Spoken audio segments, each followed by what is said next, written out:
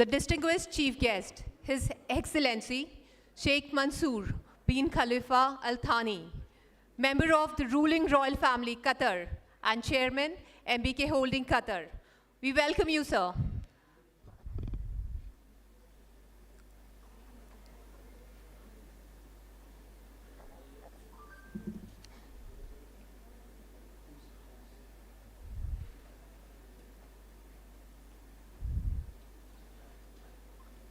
A huge round of applause, ladies and gentlemen.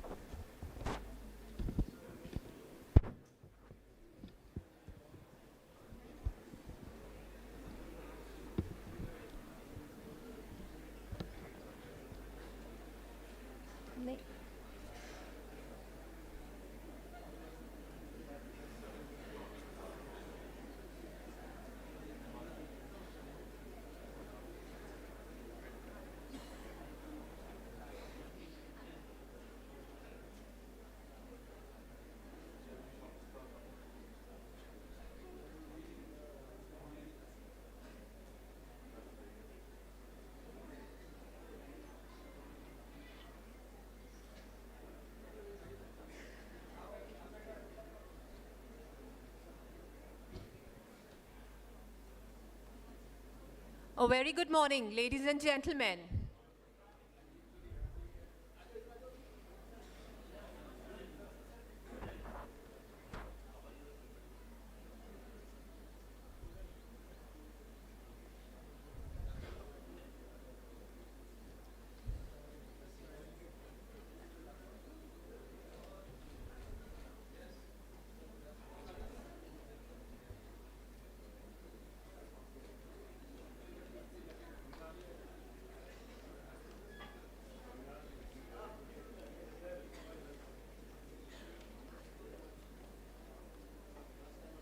Saraswati Puja Saraswati पूजा हाँ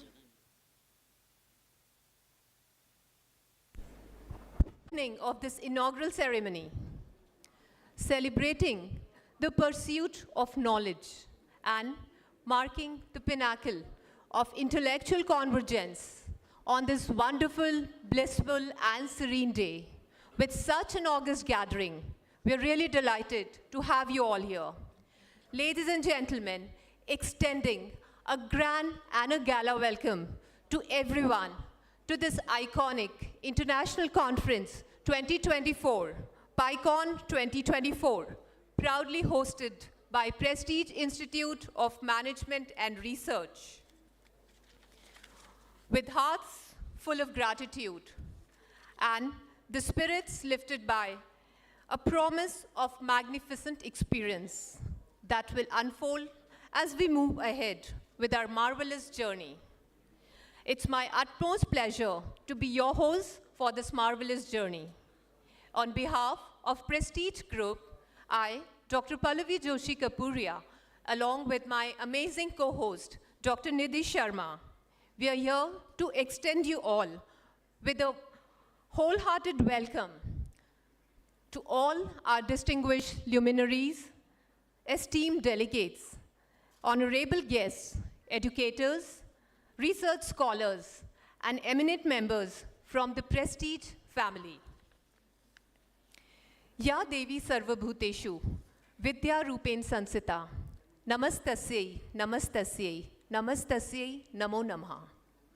Seeking the divine blessings from Ma Saraswati, a tradition that is deeply rooted in cultural heritage and cherished by our generations, a ritual that symbolizes the illumination of knowledge, wisdom, and enlightenment. May I request all the dignitaries to kindly come forward and partake in the lamp lighting ceremony.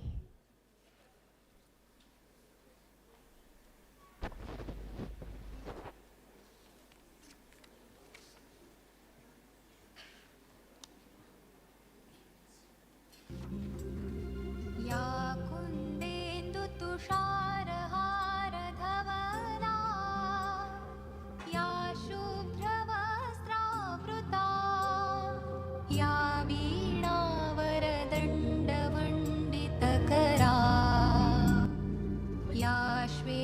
Padmasana या ब्रह्माच्युतशङ्करप्रभृतिभिः देवैः सदा वन्दिता सा मां पातु Saraswati Bhagwati निःशेषजाड्यापहा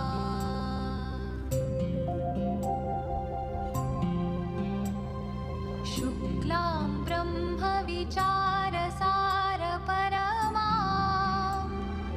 आद्यां जगद्व्यापिनीं वीणापुस्तकधारिणीम् अभयदां जाड्यान्धकारापहाम्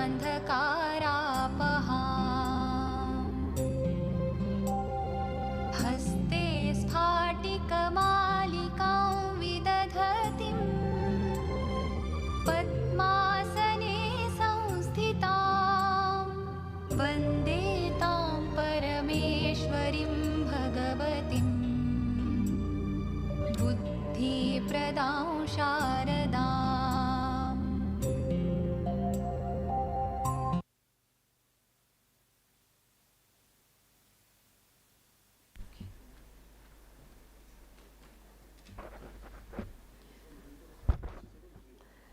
The lamp before us is not merely a source of light, but a beacon of hope, guiding us through the darkness of ignorance towards the brilliance of wisdom.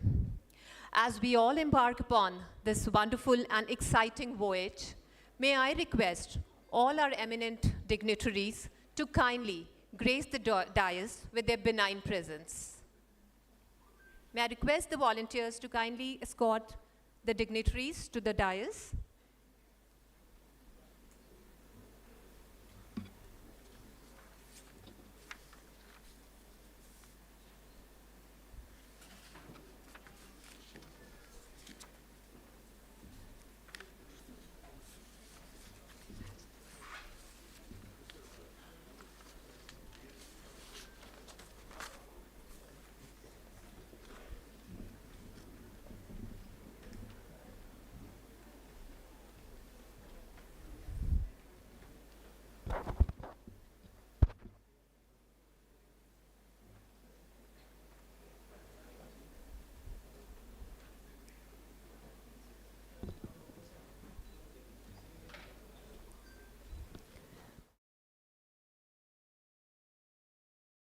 This enchanting aura with a galaxy of minds and universe of intellect.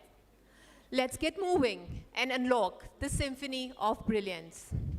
It is with immense pleasure and an utmost pride that we all gather here today for this inaugural ceremony and mark the grand opening of the very iconic Prestige Institute of Management and Research 19th International Conference on Changing Business Paradigm, an event that unfolds opportunities and serves as a beacon of collaborations, bringing together enriching minds from diverse backgrounds, enriched culture, and versatile perspectives. Let us now take a moment to embrace the spirit of hospitality. As a humble gesture and a token of immense warmth, we wish to extend our sincere and heartfelt welcome to all our esteemed dignitaries for their gracious presence and adding a distinct vibrancy and unparalleled charm to this event. First and foremost, we are delighted and blessed to have the gracious presence of Dr. Davis Jain, Chairman, Prestige Education Foundation, and Chancellor, Prestige University. I'll request Dr. Pratima Jain, Conference Convener, to do the honors.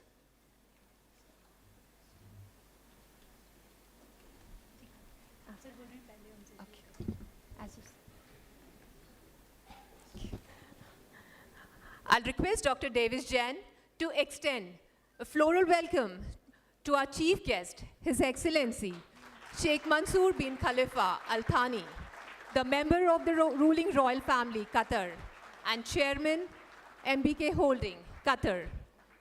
We are truly delighted to have your benign presence here, sir.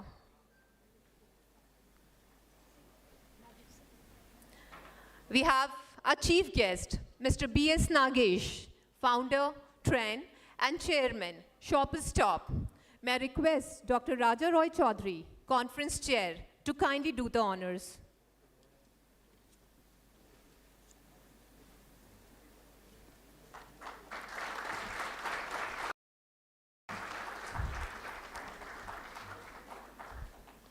Thank you, sir. We have with us our special guest and the keynote speaker, Mr. Siddharth Rajhans, Principal Policy Officer, United Nations. I'll request Dr. Subramaniam Iyer, Director, UG Campus, to kindly do the honors.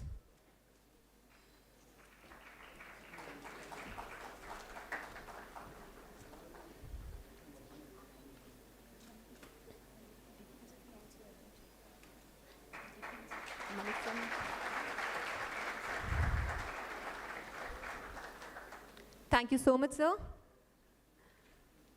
We have our special guest, Mr. Siddharth Adhikari, Circle Head, Punjab National Bank. I'll request Mr. Salil Sen Gupta, Registrar, to do the honors.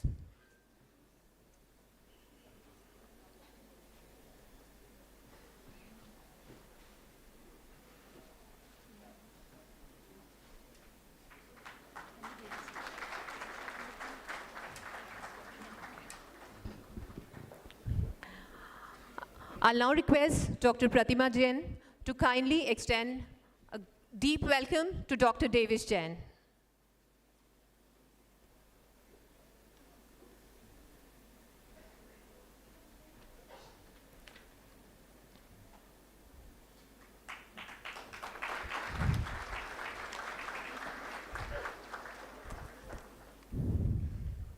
We have with us Sri Dipin Jain, Vice Chairman, Prestige Education Foundation. I'll request Dr. Debasis Malik, Senior Director, to kindly extend a floral welcome to Sri Dipin Jain.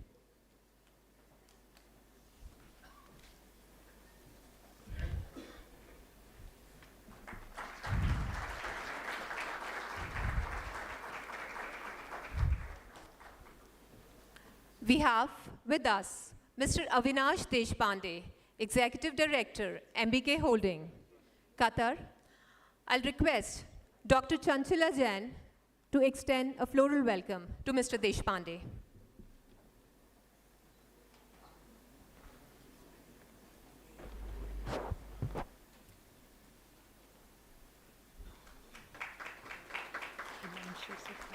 इनको बाद में करवाना पहले introducer sir कभी करवाते हैं okay किसी को भी बोलना है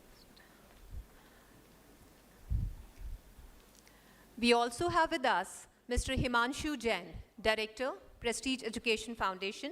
I'll request Dr. Amrita Badmore to kindly extend him with a floral welcome.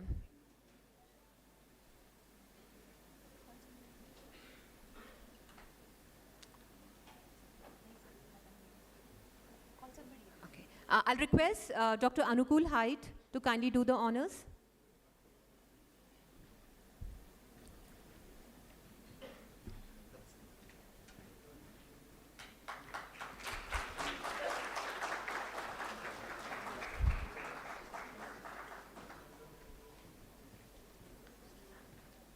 We have with us Mr. Kushagra Sharan, AIRS Fellow and a PhD Scholar from IIM Kozhikode. I'll request Dr. Chetan Nagar to kindly do the honors.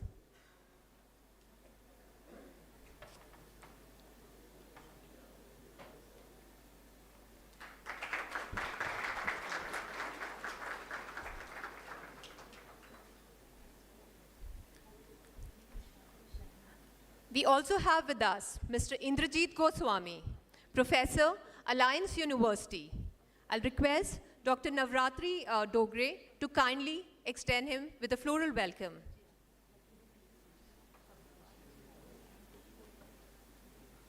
I'll request Dr. Chetan to kindly do the honors again.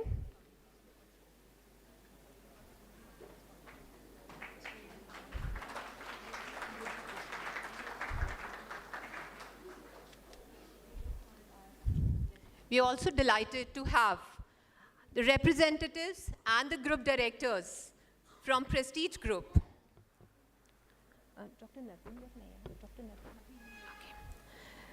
We have with us Dr. Nishant Joshi, Director.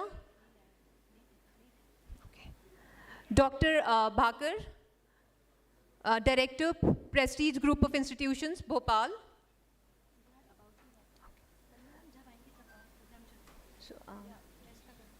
Dr. Ajit Upadhyay. May I request Dr. Sharda Haryani to kindly extend him with a floral welcome. Dr. Ajit Upadhyay is Director, Prestige Institute of Management and Research, Devas.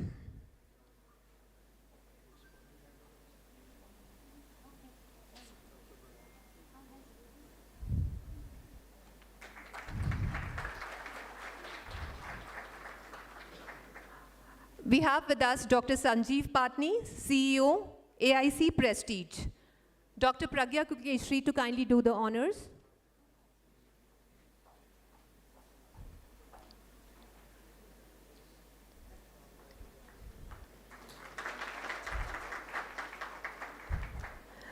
We have with us Dr. Manoj Kumar Deshpande, Director, Prestige Institute of Engineering. Dr. Ranjana Patel to kindly do the honors. Okay. Dr. Prayatna Jain, can you please do the honors?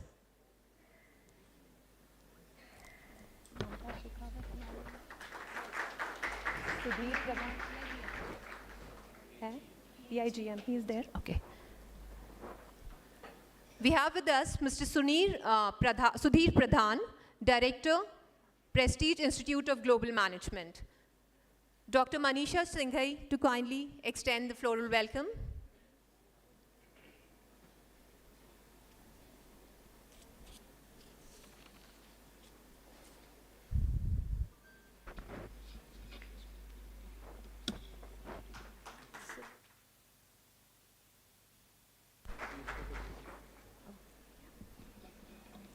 Thank you, everyone, and we extend a warm welcome to this August gathering once again. It's indeed an honor to stand before such a distinguished gathering of visionaries, thought leaders, and change makers who have come together from across the globe to grace this marvelous occasion. Let's all together embrace this iconic conference with all our open hearts and open minds, ready to join hands and to explore, to learn, to grow, and to inspire one another. Together, let us illuminate the path towards a brighter, more inclusive, and a more equitable future for education. Let the journey begin. Moving ahead with the proceedings and setting the stage what promises to be an enlightening and an enriching experience for each one of us. May I now invite Dr. Raja Roy Chaudhary, Conference Chair, whose vision and leadership has played a pivotal role in shaping an extremely contextual theme for the conference and assembling an impressive galaxy of luminaries and experts to facilitate meaningful deliberations. Sir, over to you to extend the welcome address to this wonderful audience.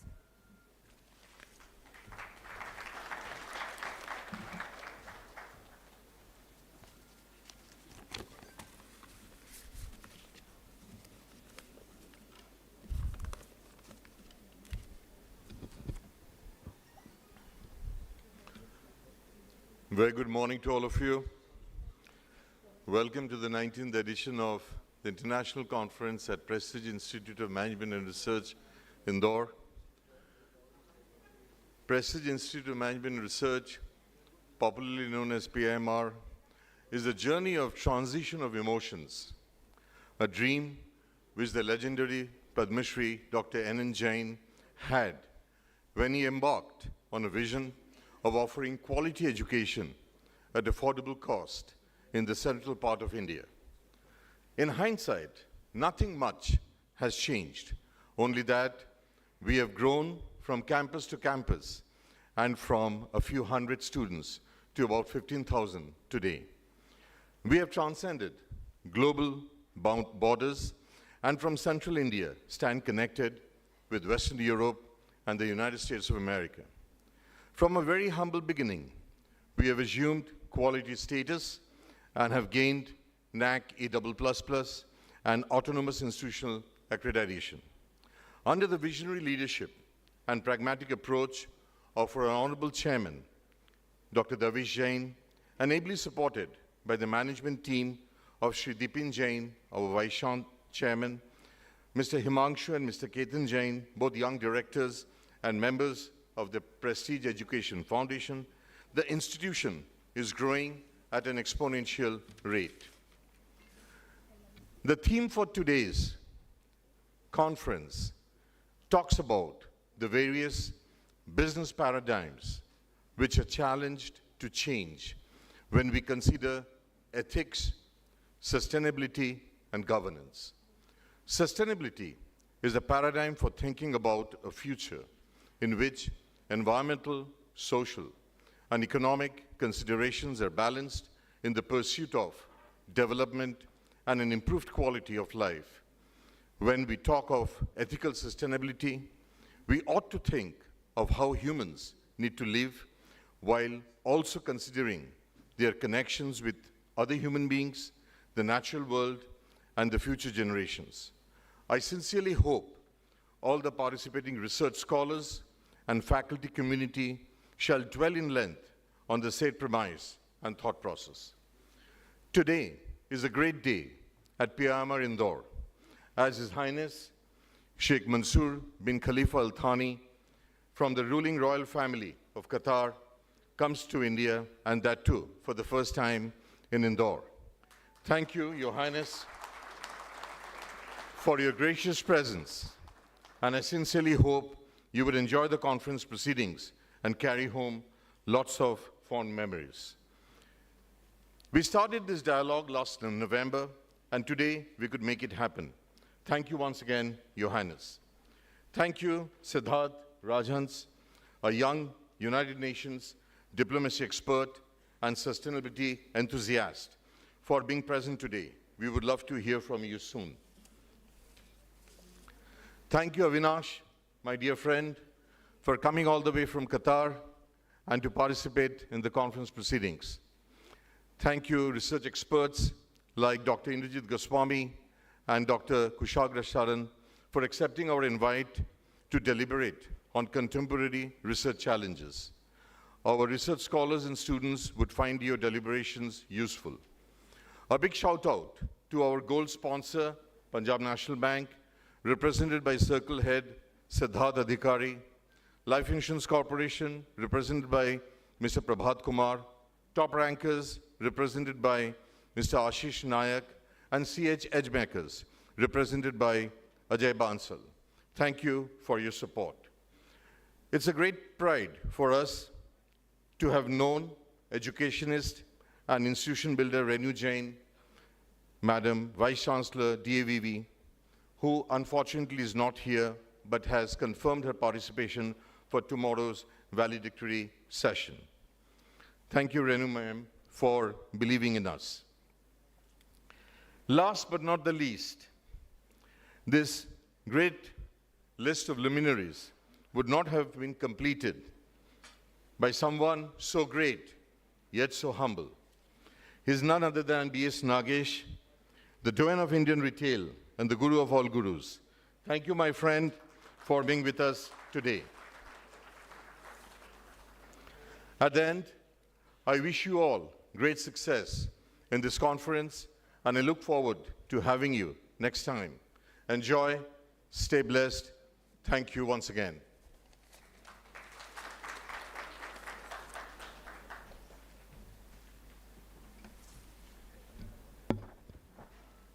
Thank you so much, sir.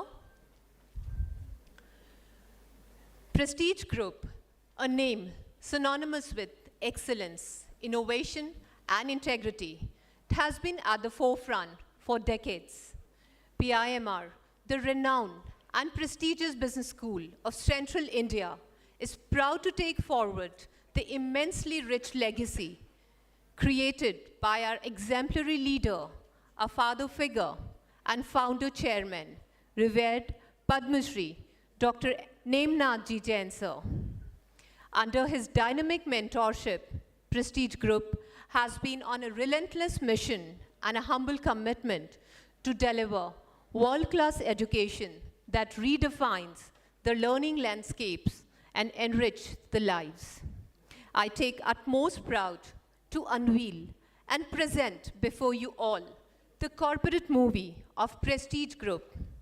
Let's embark on a captivating journey throughout the milestones, through the triumphs and the legacy of iconic Prestige Group.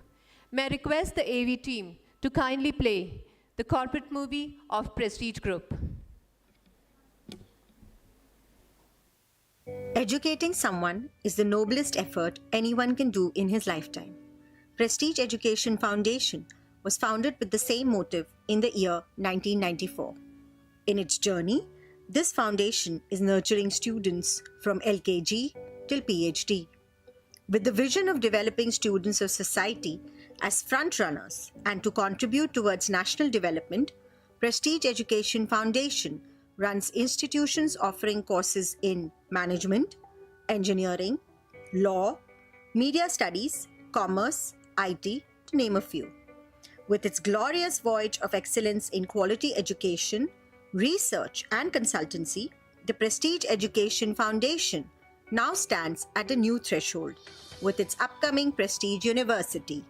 The man behind this vision is Padma Shri Dr. N. Jain, an entrepreneur, industrialist and philanthropist. Carrying the vision of Dr. N. Jain to new heights, Dr. Devish Jain, Chairman, Prestige Education Foundation and Chancellor, Prestige University, and Mr. Dipin Jain, Vice Chairman, Prestige Education Foundation and Pro-Chancellor, Prestige University, are spearheading this intellectual entity by following the footprints and vision of their father. Maintaining high standards as per the norms and directives of higher education and education bodies of state and central government, the institute was successful to get permanent affiliation from the prestigious Devi Ahilya Vishwavidyalaya Indore in the year 2000. It enjoys autonomous status thrice consecutively by UGC in 2006, 2012, and again in 2018. It is recognized by University Grants Commission under 2F and 12B. The institute is proud to have been accredited thrice with the highest grades by National Assessment and Accreditation Council UGC. Currently, Prestige Institute of Management and Research Indore enjoys NAC A++ grade with a CGPA of 3.57, making it the only institute in Central India to do so. It is also an ISO 9001-2015 certified institute. PIMR provides suitable environment for academic research and currently has 49 PhD guides, 115 JRF and PhD awardees, and 91 research scholars at our PhD Center, which came into action in the year 1994. The PhD Center is a recognized research center of Devi Ahilya Vishwavidyalaya Indore. At present, close to 400 research papers of our faculty members have made their place in different and esteemed international and national research journals such as UGC, UGC Care, Scopus, and ABDC. In the year 2019, PIMR was enlisted under UGC Paramarsh scheme, where it assists other institutions for NAC accreditation purposes. PIMR Good Governance Cell has been actively involved in conducting various activities related to public-private relationship model and helps to accomplish various government projects.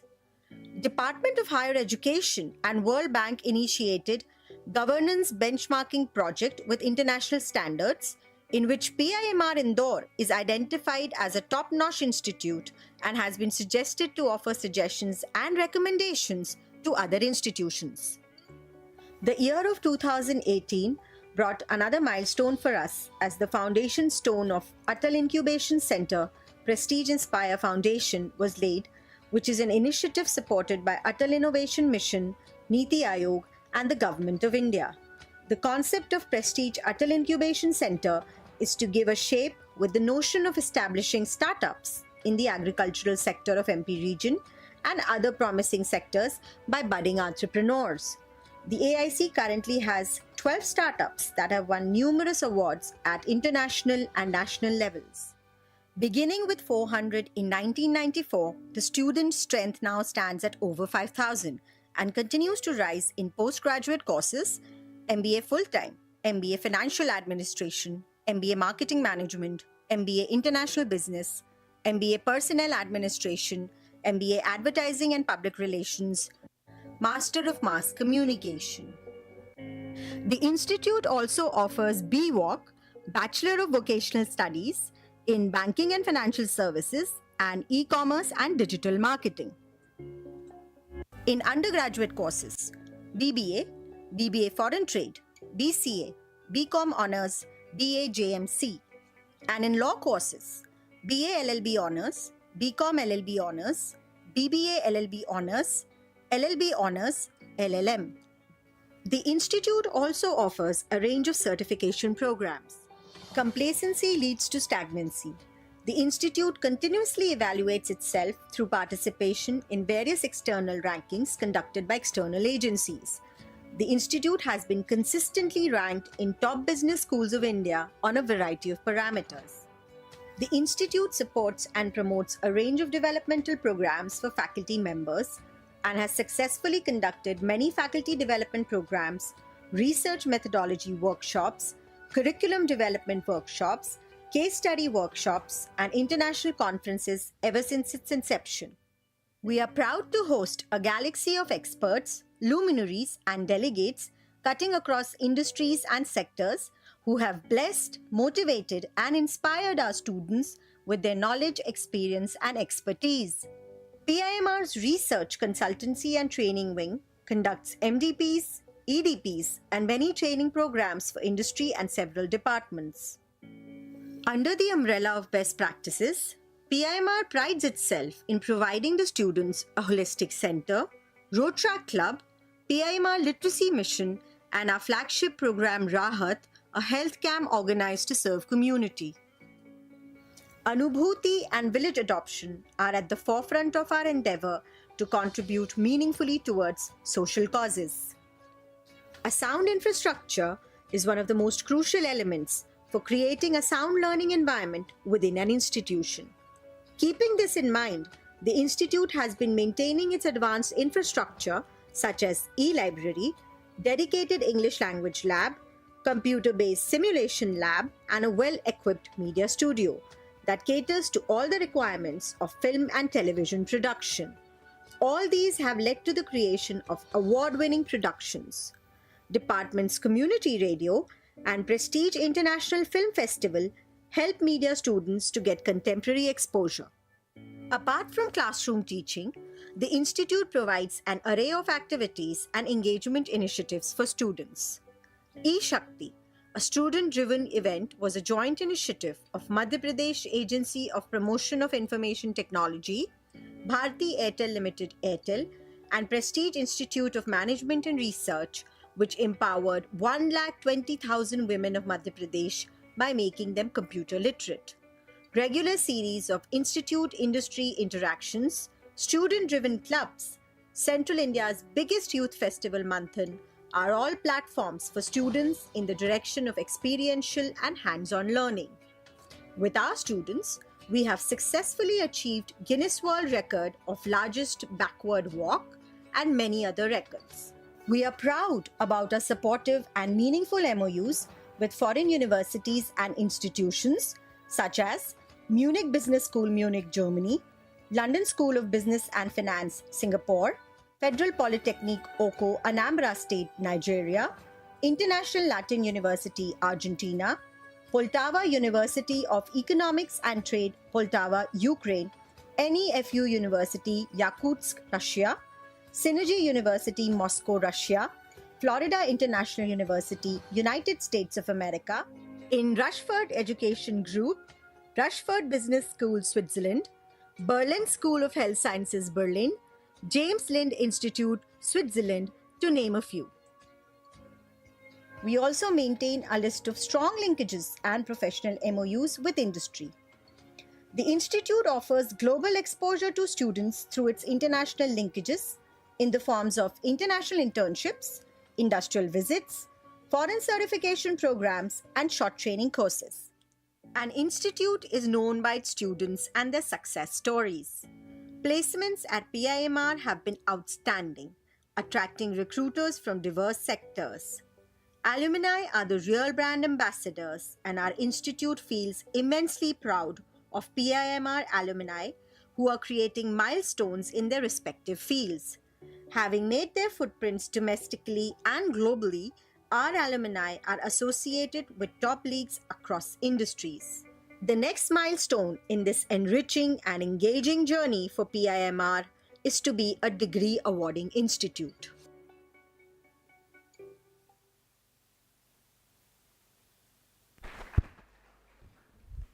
What an amazing celebration of our past, a testament to our present, and a glimpse into our future.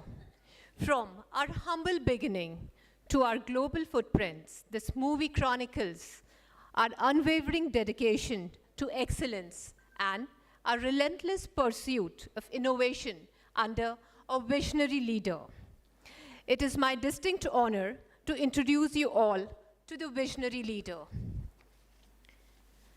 The visionary leader who has been at the forefront of this significant journey, Dr. Devesh Jain, Chairman, Prestige Education Foundation and Chancellor, Prestige University, whose exemplary leadership and immense wisdom have shaped the very fabric of Prestige Group, which has emerged as a beacon of inspiration in the entire industry.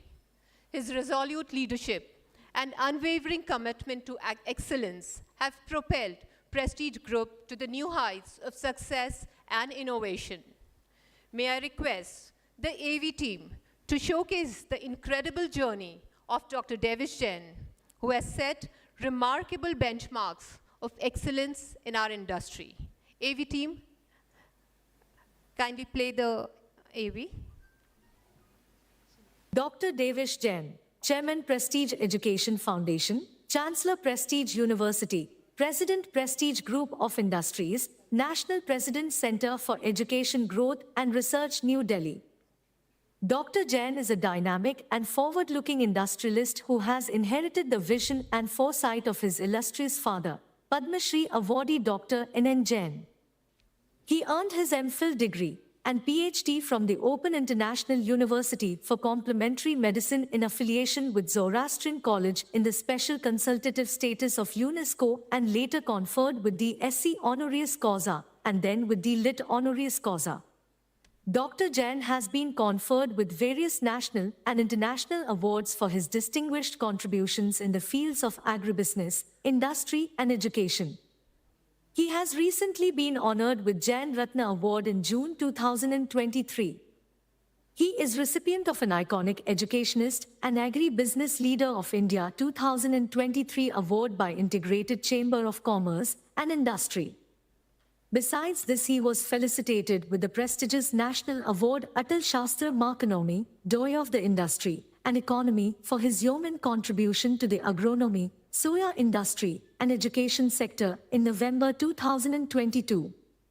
He has also received National Award for Achievers in Summit India on 26 August 2022. On 25 April 2022, he was conferred with the coveted Madhya Pradesh Ratna Pratibha Alankaran Award by His Excellency Mangubhai Patel, Governor of MP. He has been conferred with Outstanding Educationist Award and a Special Speaker Award for the year 2021, 2022 and 2023 at CSW 65, CSW 66 and CSW 67 event at UN by the Russian Center for Science and Culture in Mumbai. Sir was honored World's Greatest Brands and Leaders Award by India and United Research Services International Asia 1 in 2017. Sir earned the title of Man with a Vision and Mission by a leading journal, Oils and Fats Industry in South Asia. Dr. Jain has also authored 3 books titled Golden Insight Enterprising Soyabean, Golden Insight Enterprising Knowledge, and Golden Insight Enterprising Life.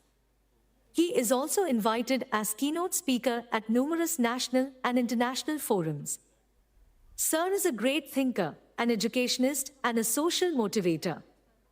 We welcome you, sir. Ladies and gentlemen, please join me in welcoming Dr. David Jain.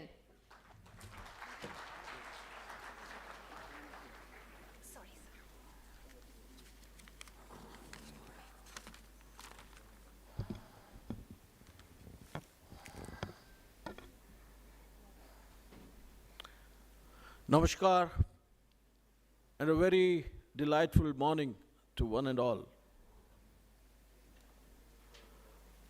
First and foremost, I would like to extend a very hearty welcome to His Highness Sheikh Mansoor bin Khalifa Al Thani, the chairman of MBK Holdings from State of Qatar, as our honorable chief guest today. He has come to India for the first time, and that too in Indore, to grace at the conference and cement ties with the well-known prestige institutions and industries group in the areas of our mutual interest and cooperation. His gracious presence symbolizes a trusted and strategic partnership in the ages of academic enhancement, technology adoption, and industrial growth. I would like also to extend warm welcome to Mr. Avinash Deshpande, the Executive Director of MBK Holding, traveling with Sheikh this morning. I would like to extend welcome to our esteemed keynote speaker, Mr. Siddharth Rajhans, Principal Policy Officer at the United Nations, who has been coming to Prestige quite often, almost every year. Joining us is a seasoned banker, Mr. Siddharth Adhikari, Circle Head of Punjab National Bank. We are also privileged to welcome amidst us the chief guest, Mr. B.S. Nagesh, founder of Train and chairman of Shopper Stop. In absentia, I would also extend welcome to Madam Dr. Renu Jain, Honorable Vice Chancellor of Devi Ahilya Vishwavidyalaya, who shall be joining us tomorrow. With me, my respect and dear brother, Shri Dipin Jain, Vice Chairman of Prestige Group, Director of Prestige Education Foundation, Mr. Himanshu Jain,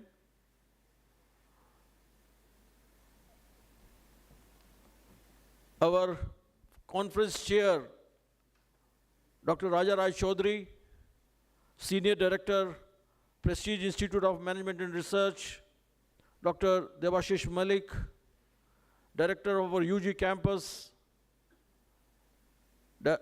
Colonel Dr. Subramaniam Raman Iyer, Senior Director of our Prestige Institute of Engineering, Management and Research, Dr. Manoj Kumar Deshpande, Director of Prestige Institute of Global Management, Mr. Sunil Pradhan, CEO and head of our Atal Incubation Center, Prestige Inspire Foundation, Dr. Sanjeev Patni, honorable guests, respected faculty members,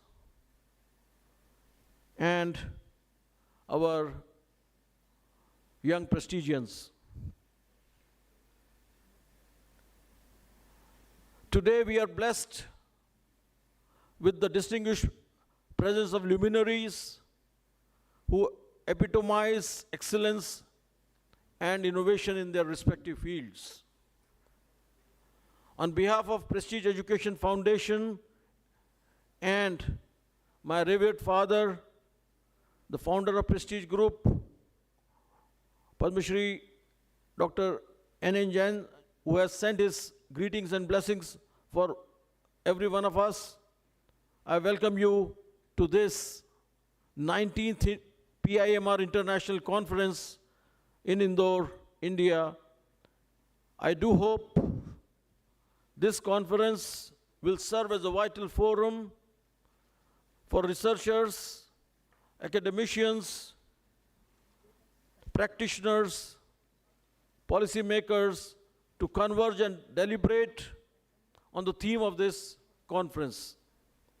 It has always been the mission of Prestige Group to build future generations of India by imparting education through professional courses in management, engineering, information technology, computer applications, liberal arts and science, commerce and law, among others, with an emphasis on research and consultancy.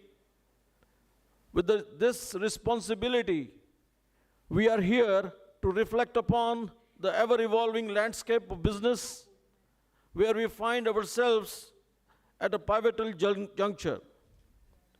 The dynamics of our global economy are undergoing profound transformations, and growing awareness of environmental and social responsibilities.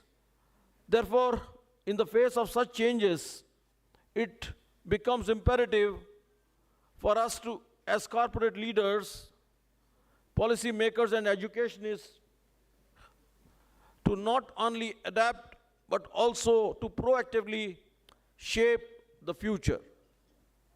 Friends, PICOM-24 is the platform where we collectively navigate the dynamic tide of business paradigms. The topical theme of today's conference, changing business paradigms, trends in innovation, governance, and sustainability, resonates deeply with the transformative times we live in. Innovation is the key for business to adapt to changing markets and consumer preferences. From AI to renewable energy, technological advancements are driving the evolution. We must harness innovation to solve problems, boost productivity, and create value of all stakeholders. Governance is important for guiding businesses and economies. Strong framework build trust, manage risks, and ensure sustainability. As leaders, we must prioritize ethics, transparency, and integrity in all our endeavors. Sustainability is paramount in today's world.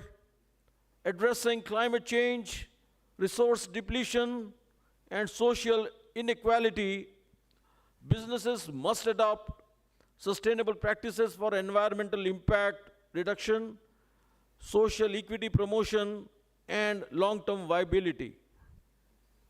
Today, change is not just an occasional ripple, it's a continuous undercurrent shaping the very fabric of our economic landscape. For decades, technology has been driving force behind innovation. We have witnessed how AI has revolutionized industries, bolstered transparency and renewable energy, and sparked hope for a greener future. But these advancements are enough? The question at the heart of this conference is stark. Is innovation creating a future that is not just futuristic, but also equitable and sustainable? The conference isn't theoretical exercise. The question at the heart of this conference is stark. This conference called to build a future where Make in India becomes Innovate for India, where progress empowers all, not just a select few. Our theme, Changing Business Paradigms, Trends in Innovation, Governance and Sustainability, echoes the dynamism of our times. Innovation in India is not just about next Silicon Valley startup. It's about harnessing technology to solve challenges unique to our nation.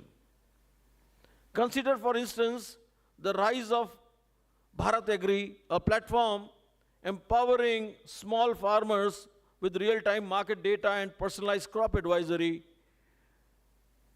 impacting over 50 million lives. Or take Project Akshay, bridging the digital divide by training rural women in digital literacy and opening doors to financial inclusion and for entrepreneurship. Over 600,000 women have been benefited. These are not mere anecdotes. They are evidence to innovation power to transform lives and livelihoods.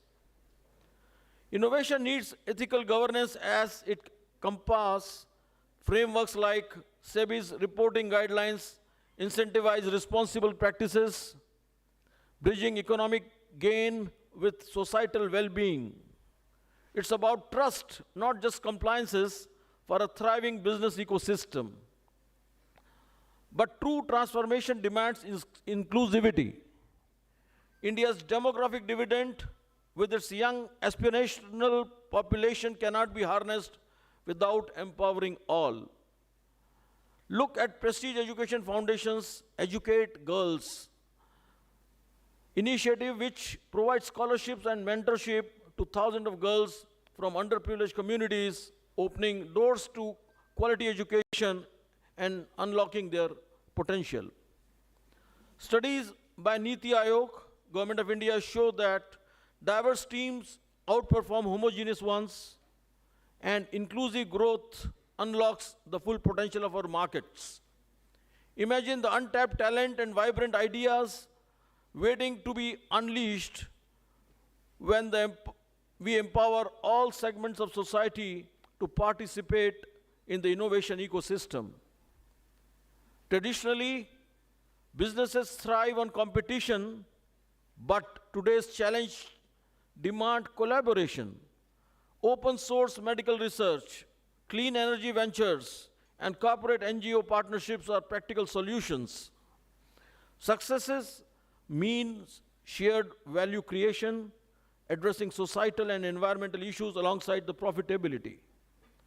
Studies by the Harvard Business Review show that companies with strong ESG, that is environmental, social, and governance practices, consistently outperform their peers. This is not just an ethical responsibility, it's a sound business strategy. India faces pressing environmental challenges. Collaboration is the key to tackling them. The Paris Agreement, India's ambitious renewable energy targets like increasing solar power capacity to a whopping 300 gigawatt by 2030, requires collaboration across industries with global partners. Public-private partnerships, initiatives like Namami Ganga project and cleaning the Ganges River demonstrate the power of collaboration between government and businesses. Community-led conservation. The Vandhan Tribal Development Program empowers forest communities to sustainably manage their resources, showcasing the importance of inclusive approaches. From competition to collective intelligence, its entrepreneurial spirit can thrive even more through collaborations in our country. Startups India initiative fosters collaboration between startups and established businesses, accelerating innovation and growth. Platforms like NASCOM IT and CII Manufacturing bring together diverse players to address industry-wide challenges and create shared values. Companies like Mahindra & Mahindra encourages external ideas through open innovation initiatives, platforms like OpenX. PICOM-24 is not just a conference, it's a launch pad for action. Let's build business that are not just profitable, but also purposeful, inclusive, and sustainable. Remember, the future is not predetermined. It is shaped by our choices.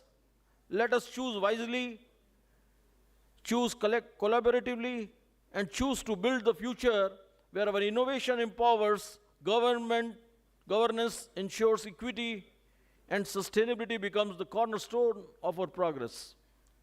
Thank you all for your esteemed presence, and I do hope this international conference will generate enough ideas for innovation, governance, and business sustainability. Thank you, friends.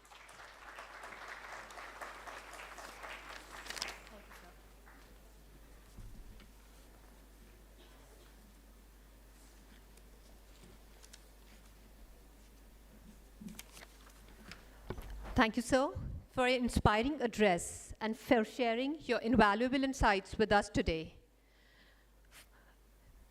Your mantra that it should not be make in India, it should be innovation in India. The competition should be collective intelligence.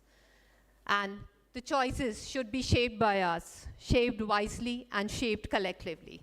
Thank you, sir. Your visionary leadership continues to inspire all of us to strive for excellence and innovation in everything we do. Ladies and gentlemen, I would like to mention the presence of a few more dignitaries who have just joined this gala occasion. We have with us Dr. S.S. Bakar, Director, Prestige Group of Institutions, Bhopal. I would like to request Dr. Prateek Sharma to kindly extend him with a floral welcome. I'll request Dr. Deepak Jarolia to kindly extend a floral welcome to him.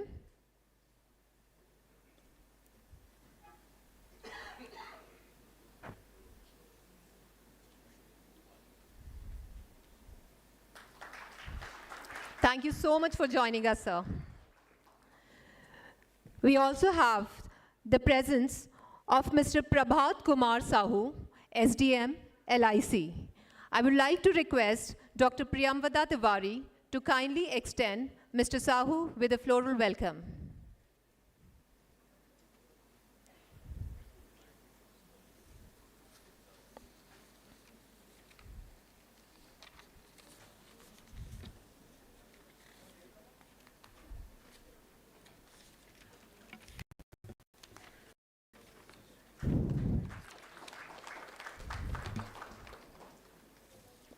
Thank you so much. Ladies and gentlemen, let us carry the spirit of the golden words as we embark upon this conference journey. Proceeding ahead with the renewed energy and enthusiasm, I have the honor of presenting before you all an expert on multilateral diplomacy and policy, who's also a passionate technology entrepreneur. Introducing our special guest and the keynote speaker, Mr. Siddharth Rajhans, the Principal Policy Officer at the United Nations. May I request the AV team to kindly share the profile.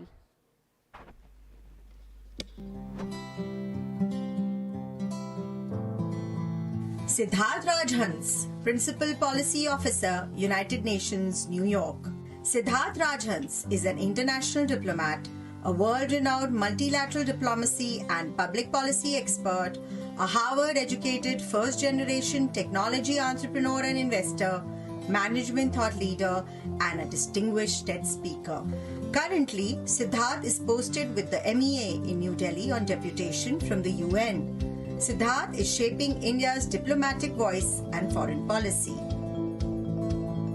In his career spanning across Singapore, India, and Silicon Valley, Siddharth has worked across the tech, policy, and management spectrum. His work focuses on using technology to solve real-world issues, including use of emerging tech such as big data, data analytics, blockchain, IoT, and AI to make public policy a more effective, transparent, and solution-oriented domain.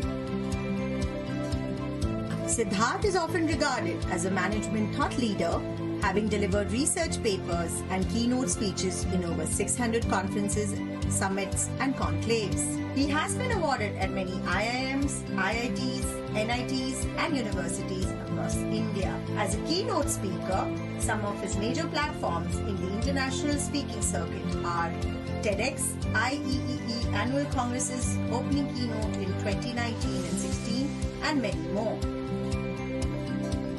Siddharth is on the board of several universities and board of studies of IIT Kharagpur, NIT Kurukshetra, and many more. Siddharth's career milestone was when in April 2023, he was invited as the face of Apple retail vertical launch with CEO Tim Cook.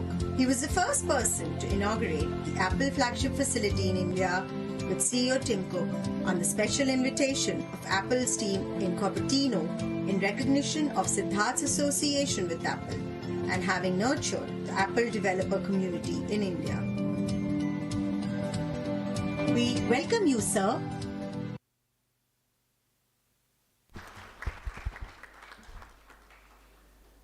Wow, what an amazing personality we have with us.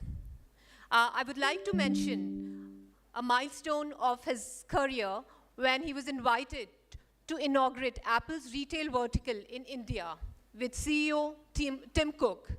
We would like to play a video of the inauguration. AV team, can you please play the AV?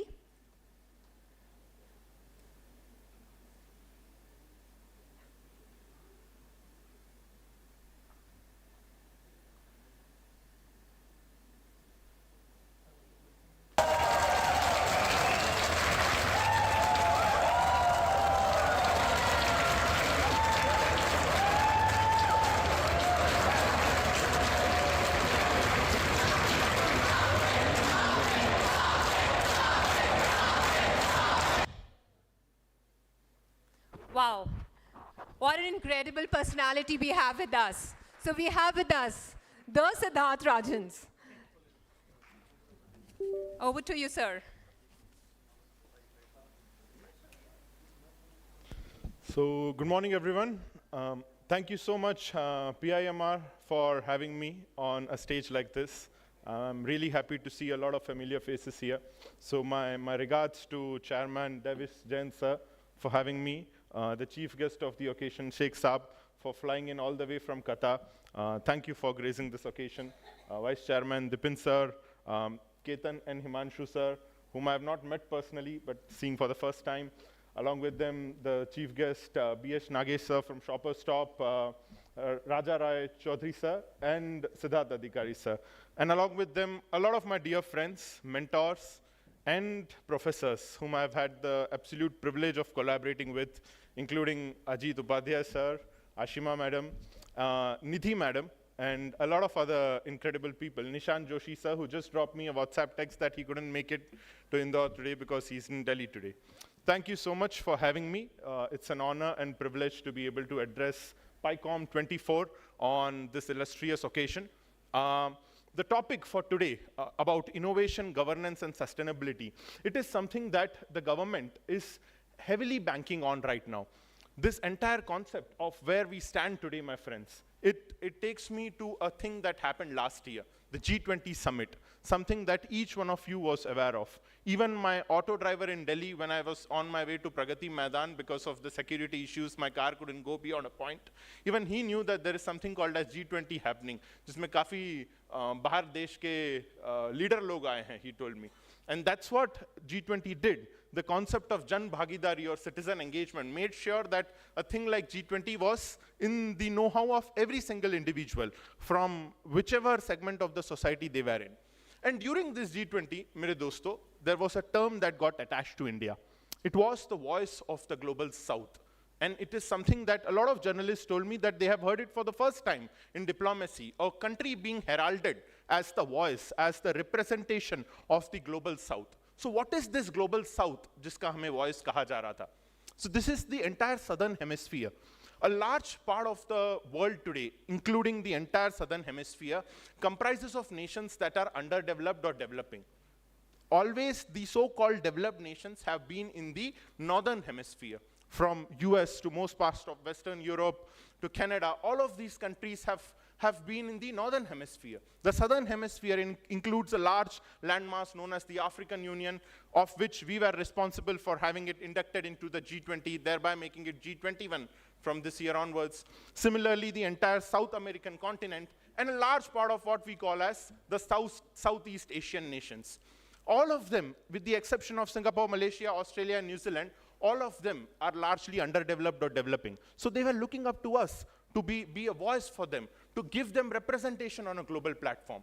India's concept of leadership or of becoming a world power has never been on the basis of our nuclear arsenal or on basis of our military might. It has always been on the basis of our knowledge economy, on the basis of our knowledge output to the world, on the basis of our ability to give to the world. And this is something that we have done for ages and ages. So that's something where we are headed today. This entire concept, a new age diplomatic repertoire that I'm privileged to be working with in Delhi, the Modi S. Jaishankar doctrine of diplomacy. It is bringing this lost charm of academia into the diplomatic dialogue of India's foreign policy. And it is time that each one of you becomes a part, including the Prestige family, and every single member in the audience today, including all the student friends I have from whichever batch of engineering or management or commerce you are in. It is time you become a part of India's growth story, because right now it is time for the Indian dream. It's been years, we have always been talking about the American dream, कि US जाएंगे, वहाँ पे वो Conjuring में जैसा घर दिखाते वैसा एक घर लेंगे, we'll have a small driveway around it, we'll have a car parked, we'll probably get married to someone there, get a green card, eventually get a citizenship. That's what most people in India, after a certain point of time when they come to the urban crowd, aspire to do. Going to US, going to Canada, which of course is not the norm now, thanks to our diplomatic community. But then that has been the norm. But that is changing in this decade. This decade, which we call as Web 3.0, it is giving things back to India, because India truly deserves that. And that is where I see the ideal confluence of innovation, governance, and sustainability that will shape India's next few years.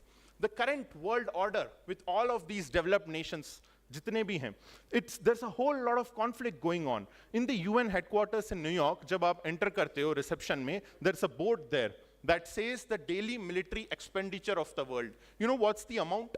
It runs in at $3 trillion. That's the amount of military expenditure the world does. जो UN Security Council है, संयुक्त राष्ट्र के सुरक्षा परिषद की स्थायी सदस्यता, G20 के दौरान मुझे ये याद करने को कहा गया था. इस सुरक्षा परिषद या UN Security Council में P5 nations है, the 5 permanent members, of which the 2 front players are USA and France. आप खुद सोच के देखिए, विश्व सुरक्षा का जिम्मा उन्हें दिया गया है जिनका कारोबार युद्ध से चलता है. The business of war, US and France are the biggest defense manufacturers of the world. They are responsible for being the 2 frontrunners of the UN Security Council. So you can imagine all of these, the Israel-Hamas issue, the Russia-Ukraine crisis, they are prime examples of the developed nations and their so-called ego. And that's where each one of you should realize that India's format of becoming a world leader has been on giving voice to the voiceless, of giving technological advances to the world around us. And that's where India today wants representation. A large part of it is to become a part of the UN Security Council, an agenda that we raised during the G20, which was about inclusion. Countries like Brazil, Japan, India, it has to change. The UN system of diplomacy has to change, and India strives for that. And India's tech diplomacy is the #1 agenda where I can see this confluence of innovation, governance, and sustainability coming together, where all of you, including all the academic professors present here, all the students, you all come together in this picture. There is a reason where there is a Sundar Pichai at Google, a Satya Nadella at Microsoft, a Shiv Nadar at HCL, an Arvind Krishna at IBM, or a V. Narasimhan at Novartis, a Lakshman Narasimhan at Starbucks. Shantanu Narayan at Adobe and Ajay Banga at World Bank, because of India's education system, something that we often criticize. The Indian education system, the academic rigor it installs into you, it structures and organizes your mind. When Larry and Sergey, they rebranded Google as Alphabet, so there's a website called abc.xyz that I want each one of you to go home and see. It's the founder's website of the company known as Alphabet, where Larry and Sergey, they wrote a founder's letter. They said, you know, the reason why we consider Sundar as the next successor for us is because he has an encyclopedic knowledge of every Google product or service we have ever created. And that is why Indians are always at the top. Every major Silicon Valley company, there's been an Indian CEO. And it goes on to prove the concept that I just mentioned at the beginning of my lecture, India's knowledge economy, India's ability to give to the world, including the CEO of a website known as OnlyFans. I can see a couple of boys in the background smiling around it, was an Indian lady known as Amrapali Gan. So India has constantly given to the world in terms of tech diplomacy, my friends. And not just that. During the COVID crisis, vaccine diplomacy was India's largest ability to give to the world. Covaxin and Covishield, the two vaccines indigenously developed, were the vaccines that the entire global south, including the African Union and South America, were vaccinated by. It was because of India's vaccine diplomacy efforts, my friend. Similarly, we are called the pharmacy of the world. Remdesivir and tocilizumab, the true drugs that or receive during emergency times during the COVID crisis, were manufactured by India and given to the world. And not just that, we have constantly strived to give to the world in terms of knowledge. From Gautam Buddha to the times of Dr. APJ Abdul Kalam, we have given in terms of thought leadership and direction to the world. And that is where I feel each one of you must take part in this journey of shaping India's new foreign policy, of shaping what we call as voice of the global south today, my friends. We are called the CTO of the world. All these technologies, from CoWIN, the vaccine disbursement platform, the world's largest vaccine DBMS or vaccine management system. It was indigenously developed by India, and it was open source. It was given to the world. So all of these countries in South America, from Brazil to Argentina, or in the African Union, who wanted to vaccinate their people, could use CoWIN and just create their entire entity around it. UPI. Whenever we have a foreign diplomat visiting Delhi from Germany or Azerbaijan or whichever part of the world, we take him to the sabji mandi. You know why? We make him pay for that 1 kilo aloo or 1 kilo piyaj using UPI. And they are shocked that you can directly transfer money to a vegetable vendor's bank account at the single click of a button. That is the power of UPI, India's tech leadership today, India's tech diplomacy today, my friends. And all of these countries, including Mauritius, Maldives, Singapore, France, have all adopted UPI today. And similarly, DigiLocker and a whole lot of other advances. India has constantly changed the way the world perceives us and given to the world. So India's current focus of growing as a world power around innovation, governance, and sustainability is around the concept of giving back to the world, a concept of circular economy that India has truly mastered. And that is where I feel we must aspire to look at. ISRO, probably the most jugadu space organization on planet Earth. The PSLV, jisko power horse of a rocket kaha jata hai, the Polar Synchronous Launch Vehicle of ISRO, recently finished its 79th mission, can you imagine? And at a time when in a single launch they carry up to 104 satellites, a thing that was in the news. Can you imagine the cost of one small CubeSat, a nanosat that was part of those 104 satellites? What would have been the cost of inserting that in orbit? Again, ISRO is probably the only major space power in this part of the world. We provide our services to the entire global south in helping them insert their payloads and satellites in space. Can you imagine the number for a single small satellite being launched in orbit in what we call as the low Earth orbit, or the LEO? Can anyone give me a ballpark figure? कुछ भी number बोल दो. आपके number नहीं कटेंगे परीक्षा में इसके लिए. It was $10,000. Can you imagine? For close to around 8 lakh rupees, India could insert a CubeSat, a nanosat of a country like Singapore in orbit, in what we call as the low Earth orbit. That is ISRO's space diplomacy for you. So India is constantly changing that. And it is not just that we are doing this in the current realm of things. When at a time when India was getting independent, Winston Churchill, during the World War II, in the corner of a paper wrote, when the Bengal famine was going on, that why hasn't Gandhi died yet? And at that point of time, the Brits used to feel that by 1960s or 70s, they will all split with just a bunch of princely states that cannot be held together. But we are here today. What Jawaharlal Nehru said at the time of our independence, the birth of a nation, the soul of a nation, long suppressed one finds utterance. It was truly that moment, because after Prithviraj Chauhan, the next indigenous head of state was Dr. Rajendra Prasad. We have for over 1,000 years been dictated by foreign forces. So it is our time to show the world the Indian way of life, the Indian dream and the Indian leadership. And this goes back to historical narratives. You all know this guy. At the age of 22 years, in a small dungeon in Lahore, he could write a thing like, इस कदर वाकिफ है मेरी कलम मेरे जज्बातों से मैं इश्क भी लिखना चाहूं तो इनकलाब लिखा जाता है. At a time like that,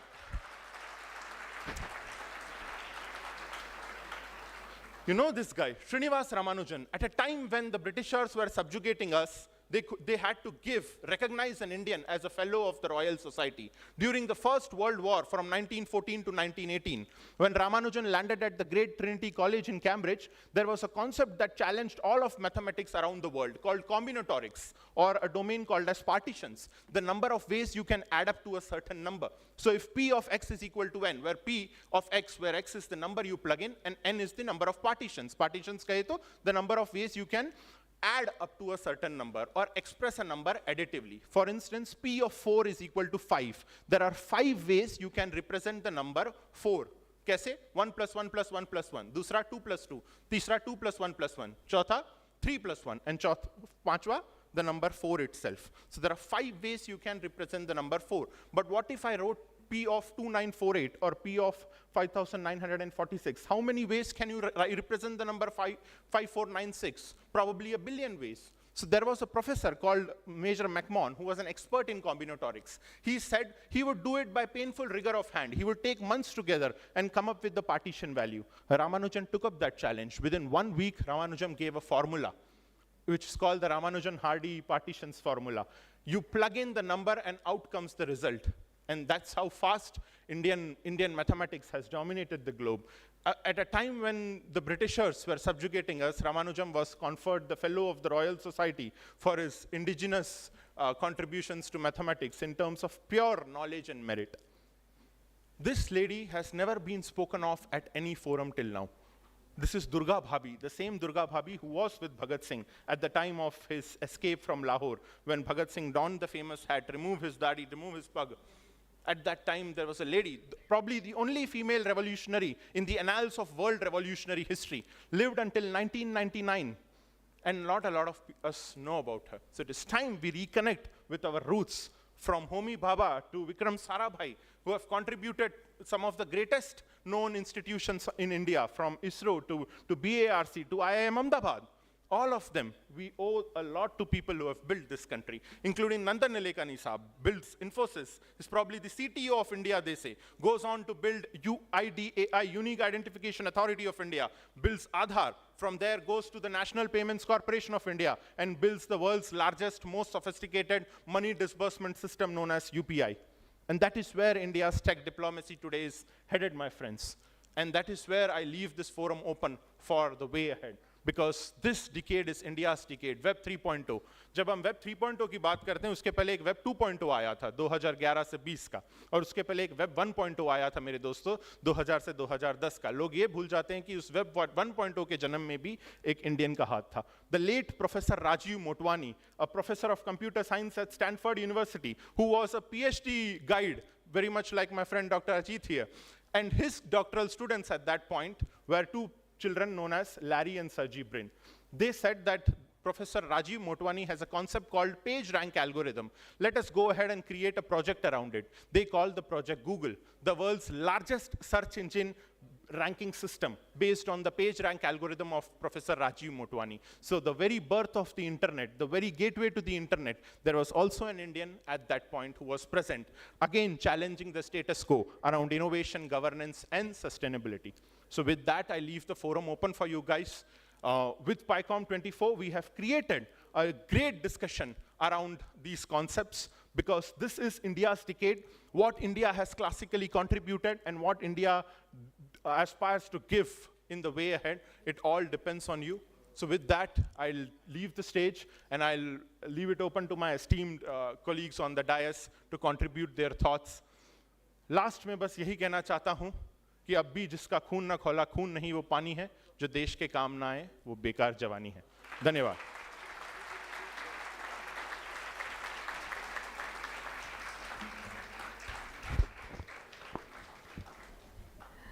Wow, that was an amazing session. Thank you so much, Mr. Siddharth Adhikari, for adding such an immense energy and vigor to the session. I think the young thought leaders like you are instrumental in shaping the young minds and introducing them to the Indian way of life. I'm sure the stage which you have left for all of us to ponder upon will surely have a wonderful insight and initiation.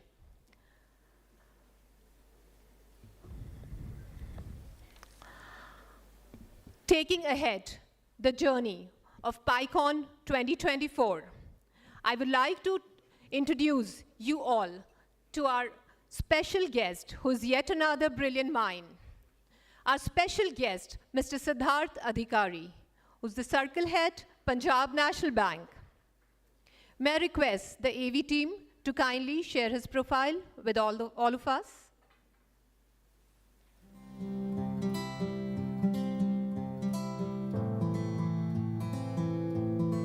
Mr. Siddharth Adhikari is a BSc, MA in Economics, CA IIB, and has an advanced course in documentary credits at BTS RBI Mumbai. Sir has over 32 years of experience of working in one of the largest nationalized banks of the country. He has worked in all spheres of banking, starting from rural banking, agricultural finance, MSME, forex, and corporate banking. He has worked as branch head in different branches of the bank for more than 20 years in different geographies throughout India. Sir has worked as head of rural branches, having agricultural advances in the Tarai Ara of Uttarakhand. He has worked as MSME and forex head of international banking branch in the brass city of Muradabad, dealing in export of handicrafts and import of raw materials, and handling export-import turnover of Rs 3,000 crore. Sir has worked as branch head of international banking branch at Ludhiana, having advances portfolio of Rs 5,000 crores. He has an experience of financing of greenfields projects in spinning mills and food processing industries in Punjab, dealing as lead bank in large value accounts in one of the first 12 cases referred by RBI under the Indian Bankruptcy Code (IBC).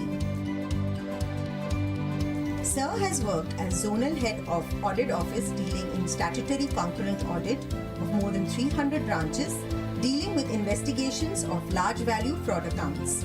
Currently, Mr. Siddharth Adhikari is working as Circle Head of Punjab National Bank at Indore, looking after more than 70 branches spread across 88 districts of Indore. We welcome you, sir. Ladies and gentlemen, please join your hands and welcome Mr. Siddharth Adhikari.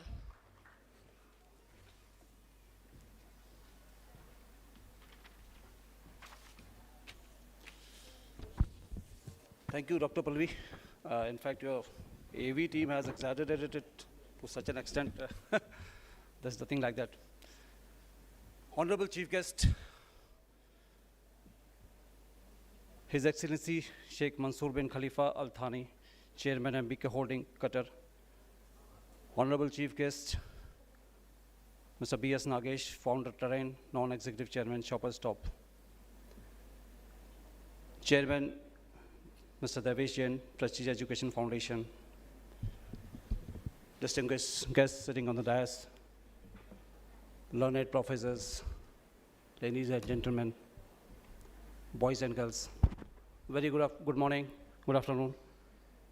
Namaskar, Sat Sri Akal. Friends, first of all, I would like to thank the Prestige Group for giving us such a prestige and giving us an opportunity to be here amongst this August gathering. Sir, we are really privileged to be part of this August gathering, and I'm really thankful to this organization, to this great organization. The subject that we have to deliver today, we have to talk today is regarding changing business paradigms. Change, the very moment the word change comes to the mind, so immediately we recall the famous Greek scholar who 3,000 years back, who once said, the only thing permanent in this world is change. And he further went on to say that no man in this world, just imagine, just 3,000 years back, that gentleman said that no man in this world can cross a river twice. Such a powerful statement he made, because the next time he crosses the river, neither the river will be the same, nor the man will be the same. So this is the power of change that we are witnessing day by day. And in business paradigms, we are witnessing drastic changes. But before I dwell upon this changing business paradigms, I just want to share a small experience, life experience with you. In fact, it's a small story, personal story. Just a few days back, I was busy in some personal function at my family. So I received a call from, it was an unknown number, of course. So after repeatedly, that person was calling repeatedly. So initially I thought it was a fake call, so I did not pick up. But when he insisted and repeatedly started calling me, ultimately I had to pick up. So that gentleman introduced himself as, he said, I am Mr. Zakir. I am calling from Noida. And sir, I got your number from my father's diary. So I said, Mr. Zakir, sorry, I cannot recognize you. He said, sir, my father, unfortunately, he passed away 15 days back. And I was just going through his diary, and I found your name, and ultimately I managed to get your number also. So I just wanted to request you whether you knew my father and how you knew him, and because he has mentioned, he could not write Hindi, so he said it's written in Urdu, your name, and your bank also, Punjab National Bank. So he just wanted to confirm whether, was there any connection regarding, if his father had any business or banking connection with me. But of course, I could not recognize. Then again, when we insisted and when we talked further for another 5-10 minutes, suddenly I got a strike back. Actually, that person was not acquainted to me, and I had acquaintance with his father. And that acquaintance was almost 30 years back. I had met his father. And see the power of changing business pattern. 30 years back, how I met that gentleman that is another interesting story. 30 years back, I was posted in some rural branch. In fact, most of you must be knowing that public sector banks, in fact, we are obliged and we are privileged also to have branches in very remote locations. And it was, in fact, absolutely remote location, located in the hills of Uttarakhand, and of course, amongst very deep forest also. So I was posted to that branch for say 1 month. It was a temporary posting, and I was heading to that branch on my motorcycle, of course. So suddenly in the middle of the forest, I found one gentleman, and he was waving his hand, he was asking for a lift, and I too was quite surprised, and I too was pleasantly surprised to find some human being in the middle of the forest. So I too stopped, and I said, he said, sir, he wanted lift, and he too was going to that place. The name of that place was Jali Khan. I still remember that name.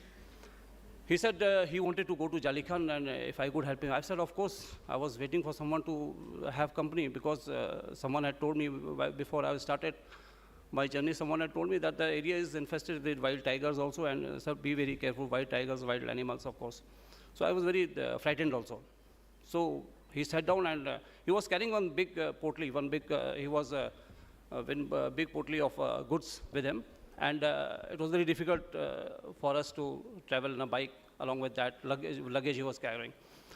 So he told me, sir, he comes from Moradabad, another place around more than 200 kilometers from that place. And he's a street vendor. He's a street vendor, and he's dealing with ready-made clothes. And this remote location, he comes to this remote location almost every month. And he sells his clothes and goes back, and he has clients, certain clients there, and he goes. So ultimately, we became friends, and we had a lot of talks also. Then one fine day, and he kept on coming. I was there for another 1 month, so he kept on coming 2-3 times. So I asked that gentleman,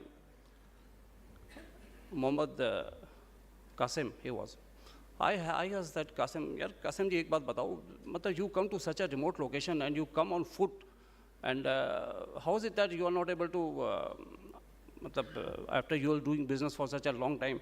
He said, no, it's not that. I normally come on bus, and when I miss the bus, then I have no other option. And if you want to ask, of course, bike I cannot afford, because those times affording a bike also was not so easy. So he said, bike I cannot afford, but of course, I had a horse. And that horse, I used to load my luggage, and I used to walk. And that was very easy for me to come to this place, because it was a trek of around 15, 16 kilometers, and I could manage my business in that way. So what happened to the horse? One fine day, one fine morning, when I was returning after my visit to this village, so I was easing myself in the roadside on the jungle. Suddenly, I heard something in the bushes, and what happened? The horse ran away. The horse ran away, galloped away at such a great speed, and he ran away with the luggage also. Until date, I have not been able to find neither my horse nor my luggage. So that was a big business failure, as well as a big failure for me. So ultimately, the thing, I went on and I moved away from that place. But we managed some communication. 2-3 years, some Diwali he used to wish, and for Eid I used to wish him, and Happy New Year, some sort of messages we had. But what happened this time, after 30 years, when I got a call just 15 days back, his son introduced me, and he said, sir, he's running a small garments factory in Noida. And his father was doing that business. Yes, he agreed. And yes, he too could remember that it was a big business failure for their family when such an incident occurred. So see the change. See the drastic change that we are witnessing every day, everywhere. We don't know how many changes in business paradigms are happening. This is just a small change. This is just a small thing that just strikes to my mind when I think of change. So whenever we think of changing business paradigms, Alvin Toffler, I don't know if some of you have read his book. Alvin Toffler, he was an American writer. And in 1970s, he wrote a very interesting book, The Future Shock. 50 years back, that gentleman, of course, all these changes had begun when we had started moving from roads from Earth to space. We had started moving from TV, from radio to TV, and from broadcasting to digital. But 50 years ago, he made a very interesting prophecy. He said that the amount of changes that he could see 50 years back, they were tremendous. And if you go through that book, he's written tremendous things about the future of changes that we are going to witness. One interesting thing that I would like to share, he said, he gave a very interesting theory. He said, see, human existence in the world can be dated back to around approximately 3 lakh years. Of course, the Earth existed for around more than 5 billion years ago. But the earliest traces of human beings are almost 3 lakh years. And in those 3 lakh years, up 2,50,000 years, man was restricted to caves only. And after 50,000 years back, we moved out of the cave. And then the actual changes started. And again, the pace of changes that are happening, see, the pace of changes that is increasing day by day. He said, in the last 50,000 years, the changes that occurred in the last 50,000 years were much, much smaller to those changes that occurred in the last 2,000 years. And in the changes that occurred in the last 2,000 years, they are nothing in comparison to the changes we witnessed in the last 200 years. And today we are standing, if we see the changes in the last 200 years and the changes in the last 20 years, there's absolutely no comparison. Today we have reached a state that where anybody sitting in the hall, nobody sitting in the hall, neither my age, neither my senior age, nobody can say that my next generation is going to see such and such change. We don't know. This evening we are going to say what changed, next day what changes. So we don't wait for generations to come to witness those changes. So every day business ethics are changing. What small observations that everybody can make regarding changes in business. One of my friends, Alok Jain, he's sitting here. Recently he took me to he recently took me to a gentleman who was dealing in confectionery items. He was manufacturing confectionery items. What tremendous business he was making. That gentleman was having, he's stationed in Indore itself. That gentleman was having more than 3,000 products. Unimaginable. I said, how can you manage all these 3,000 products? And where do you sell these products? He said, you'll never understand. Because unless you move out of your city, unless you move out of these small or big cities, and the moment you move out of these cities, 5-10 kilometers, you'll start finding my products. Everywhere, throughout India, in every nook and corner of the country, you'll find my products. In every small shop, in every village, and every small village, everywhere you'll find our products. But how do you manage all this? It's very simple. He says, sir, you don't talk about these 3,000 products that we are having. We are launching a product almost, 2-3 products almost every day. So he was sitting in front of a big TV screen, so I thought he was watching some CNBC TV or something. He said, see, look at the TV screen right in front of me. So this is the product that we have launched this morning. It was a small confectionery item, of course. He said, this is the product that we have launched this morning, and the statistics that you are seeing on the right side of the screen, these are the orders that we are getting, and I have got substantial orders in the morning, and I'm unable to. So how do you manage? You must be having a large army of sales reps. No, sir, no, absolutely not. Not a single sales representative we have. All these 10-15 people that you saw outside, sitting outside in the hall, having laptops and mobile phones, they are my salesperson. So how do you get orders? How is it possible that you get orders so frequently? Everybody, you move out of the city 10 kilometers, 15 kilometers, you go to any nook and corner of the country, that gentleman, that shopkeeper will have a mobile phone, and that is my USP. He'll send orders in WhatsApp, and what about payments? Of course, payment, Google Pay, UPI, no issue, sir, absolutely no issue. And by the evening, he gets huge payments also, advance payment also. So just look at the power, just look at the way we are doing business. Just 10 years back, even 5 years back, we could not imagine this type of business. If we talk of financial banking, just unimaginable. Just now, Siddharth sir mentioned this power of UPI. Can we have ever thought more than 2 billion transactions per month? We are creating world records. Aadhaar-enabled payment system, AEPS. It's a unique product. 5 years back, 10 years back, nobody could ever imagine that simply by your Aadhaar authentication through your biometric Aadhaar authentication, you can access your account from any corner of the country, from anywhere in the country. You can withdraw money from your account. So this is what's happening. CBDC, central bank digital currency.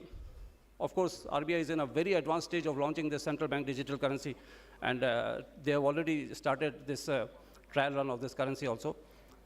One more very interesting and very dynamic change that we'll be seeing in the near future. Decentralized financing. Decentralized financing is another game changer. You'll not be needing any bank as such for DeFi. Of course, there are so many regulatory issues, and the governments all over the world are thinking of whether to allow or not to allow, including our government also, because this DeFi, decentralized financing, this is based on blockchain system, just like cryptocurrencies. And the best part of this DeFi will be, you will not be needing a bank as such. You have surplus money, you can lend it to anybody through your computer network. And anybody who needs money, he can contact you directly through this network of computers. Of course, subjected to regulatory and compliance issues. So this is the power of change that we are witnessing every day. The changing business paradigms, there are other issues, the trends in innovation, governance, sustainability. Actually, I was just mentioning with my friend while coming to this seminar, these are quite offbeat type of subjects for us, because we have never been to some such august gatherings and such college where MBA classes are being held, because, but whatever possible, I'll request the organizers to kindly forgive me if I sidetrack from the main issue. So, trend in innovation. Just now, Siddharth sir mentioned the dignitaries, the huge, there's absolutely no dearth of knowledge, there's absolutely no dearth of learned people, luminaries in our country. We are world's largest country in terms of population, holding nearly more than 18% of the world's population. In terms of economy, of course, we are 5th largest economy after US, China, Japan, and Germany. And as the forecast goes, the rating agencies world over, the government of India, we are going to become the third largest economy in the world by 2030. But are we really serious about innovation? Are we really doing something on innovation? I doubt. Every day you walk out in the streets, you'll see scores of buses loaded with thousands of school-going kids, their mothers carrying their bags and telling the driver, please take him back on time, because after school he has to go to another coaching class, and then dance classes, then language classes, and music classes, whatnot. Even for his summer vacations, even for his winter vacations, we have already planned in advance. No, this summer vacation, this winter vacation, we'll give him such and such coaching. Are we giving them time to breathe? Are we giving them time to innovate? Are we giving them time to think? No, we are not. So this is one big question that we really have to change our way of life, because this thing is going to continue. Right from the school, this will continue in his college days, for his entry-level college, then coaching for the entry in the college, then inside the college, then outside the college, when he ultimately gets a job. There too, the same thing is happening. Nobody is giving time, nobody has the time to innovate or think. I think we should seriously think over it, because unless innovation is there, no growth is possible, and no growth is sustainable also. Governance, just now, Jain Sahab also mentioned that Nawami Gange project and several government initiatives. My take on this governance issue is that there should be two things at least. Not only restricted to India, it should be throughout the world. I think unless these two things are there, proper governance is not possible. The first thing is that there should be absolutely coincidence, that there should be a lot of coordination between the three wings: the corporate world, the academia, and the governments. Government, by government, I mean all the three governments: the local level governments, the middle level, and the central level governments. Because unless there is coordination,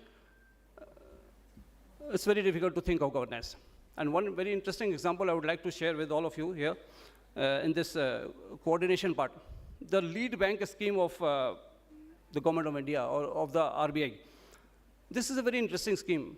Most of you must be aware. I'm sharing this scheme for the young kids. It's a very interesting scheme, launched in 1969. And every district in the country, one bank has been assigned to every district. And that bank has to coordinate with the local government, with the grassroots level government, with the state government, and with all government agencies. And every government policy, every government-sponsored job, that has to be percolated down through, and this is the duty of the lead bank. And this is working very well. You see any government scheme, you see even the PM Swanidhi scheme, or the rural housing scheme, or the Pradhan Mantri Awas Yojana, anything, even for that matter, our own MP government's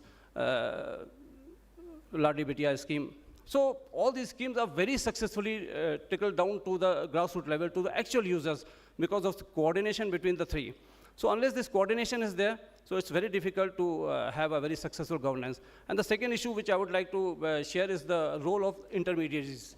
Role of intermediaries, I mean, by intermediaries, I want to focus on the role of NGOs, because some of the NGOs are doing excellent work. One NGO I recently met here in Indore itself, in our own city of Indore. Actually, we had our Officers Association conducted one program with all those food soldiers, all the sweepers, and all those cleaning agencies of Indore, who are taking the city to such a height. So we conducted a program there, and I had an opportunity to interact with those people. And there I found one very interesting NGO gentleman. I said, what are you doing here? You people are directly involved in cleaning. And then I came to know, I don't know how many of you are aware of this. Then I came to know that he said, no, sir, actually NGOs, we have a very crucial role in this movement. What is your role, sir? Actually, the education part, the awareness part, we are looking after that. Because the rack, sure. Because the rack picker, he doesn't have time to segregate all those. So it is the NGOs who have to do this education part. So this was my take on governance, and of course, The third part, sustainability, is such an issue that we all have to work on it, because if we are heading towards development, to where we are heading towards, because recently there was a report by the World Economic Forum. They said that they have compiled a very interesting, just 5 minutes, they have compiled a very interesting report of all 107 nations, and they have said that the only development, no doubt development was absolutely essential to raise the standards of the people, but if that economic development is based on inequality, if it is based on no innovation, and it is not sustainable ecologically, then development is not required also. So they have requested all the nations of the world to rethink their strategy on these 4 pillars, so that whatever we leave for the generations to come, in whatever way we leave this planet for our generations to come, it should be at least, it should be a better world to live in. So, thank you, friends. I really love the audience and the way you gave me a patient hearing. At the end, I would like to thank the organizers once again for giving us an opportunity. And my special thanks to His Excellency, who was for choosing Indore as his maiden destination. I'm really thankful to him also. Thank you so much.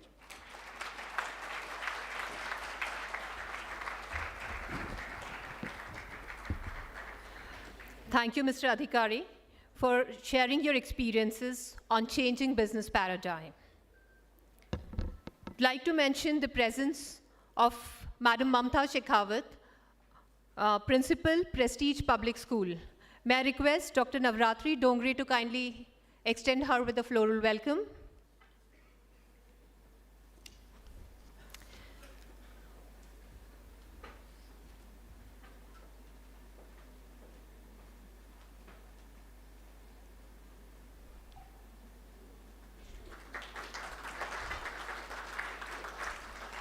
Thank you for being here, ma'am.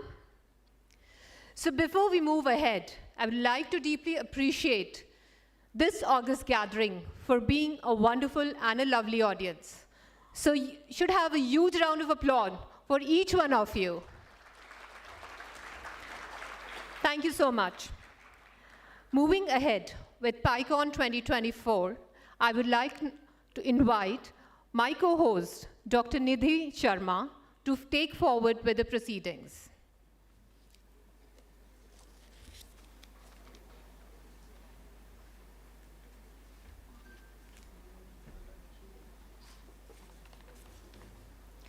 Thank you so much, Dr. Pallavi. Ladies and gentlemen, boys and girls, we could not have a better start to this 2-day fantastic journey of PIMR 19th International Conference on Changing Business Paradigms, Trends in Innovation, Governance, and Sustainability. Well, today is truly, absolutely beautiful, wonderful, and auspicious day that brings together so many special people like you. And you know what? It's because of the presence of each one of you here that we are going to elevate this event to another level. So I think we all deserve a big, big, big round of applause. Please give it for yourself. Be louder, please. Thank you. Well, though the journey is same, but the pilots have changed. Namaskar, this is Dr. Nidhi Sharma, your Sutradhar for the remaining part of the inaugural. And I would like to request all of you to please tighten your seat belts again, because though we already had a wonderful start, but the best part has yet to come. Kyunki, picture abhi, if somebody can help me from the audience, picture abhi? Baki hai mere dost. Thank you so much. So moving ahead, we will be going for the release of our conference journal proceedings. May I now request all the editors of the conference journal proceedings on the stage, please. So obviously headed by Dr. Raja Roy Sir Chaudhary, he's already here. Dr. Pratima Jain, I would request Dr. Jyoti Bajpayee, Dr. Bharti Malukani, Dr. Arpan Srivastav, and Ms. Swati Rai to please come on the stage. I request all the editors to please come on the stage and request all the dignitaries to kindly do the honor of releasing the conference journal.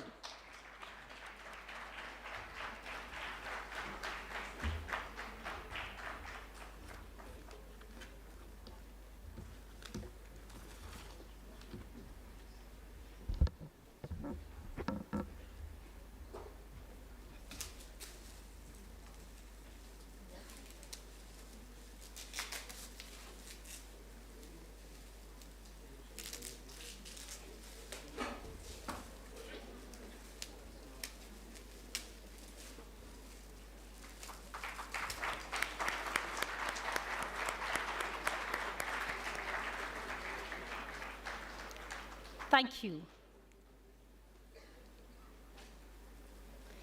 PIMR is a recognized research center of Devi Ahilya Vishwavidyalaya.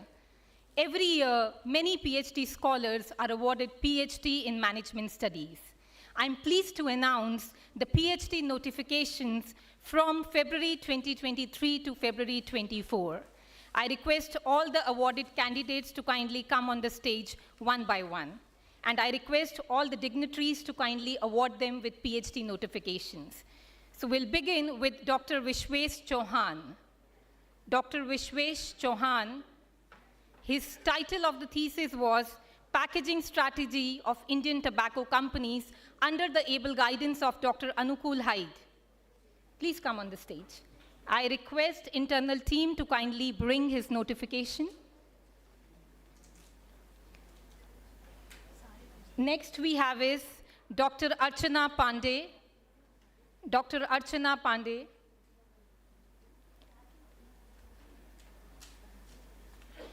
I request dignitaries to kindly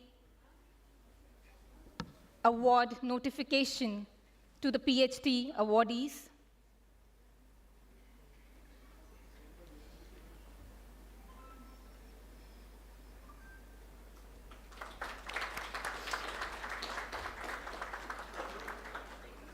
Dr. Archana Pandey.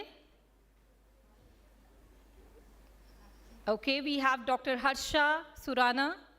Dr. Harsha Surana, under the guidance of Dr. Raksha Thakur, and the title of the thesis was A Study of Consumer Behavior Concerning Adoption of Digital Payment Platforms. After Harsha, we have Dr. Rachna Jain.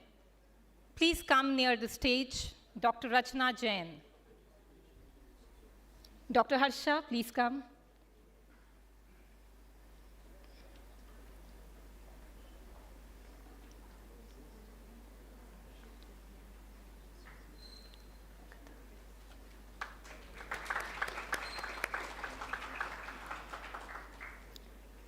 Thank you.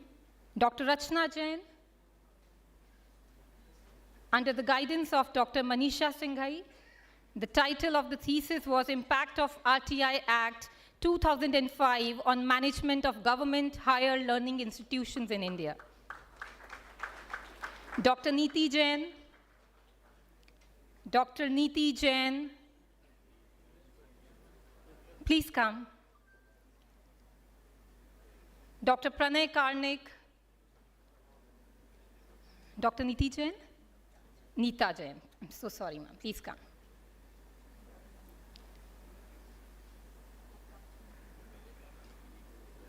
Dr. Neeta Jain, followed by Dr. Pranay Karnik.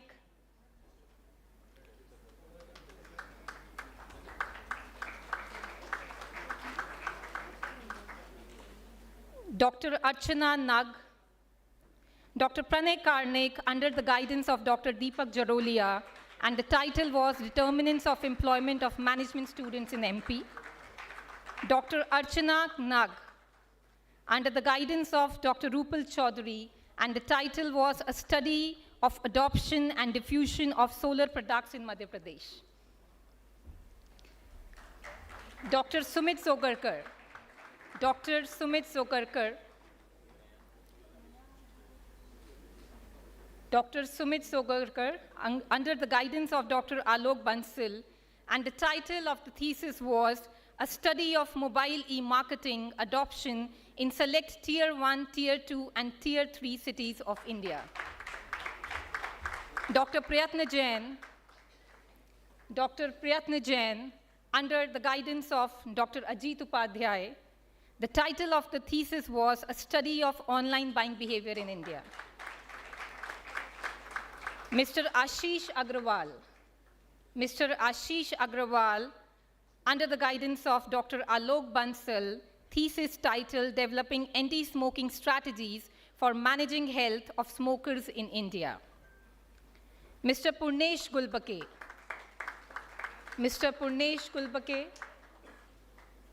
under the guidance of Dr. Murlidhar Panga, thesis titled A Study of Effect of Six Sigma Practices on Financial Performance in Business Organizations.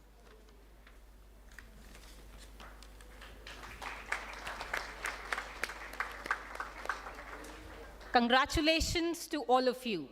Many, many congratulations. Thank you, dignitaries. Thank you. Moving on to the Loyalty Awards. Well, I'm pleased to announce the name of 2 faculty members who have successfully completed 10 years of service with PIMR Indore. So it's my privilege to announce their names. They are Dr. Pranay Karnik and Dr. Dipesh Mamtani. I request both of you to please come on the stage. I request the internal team to kindly bring their award, Loyalty Award. Dr. Pranay Karnik.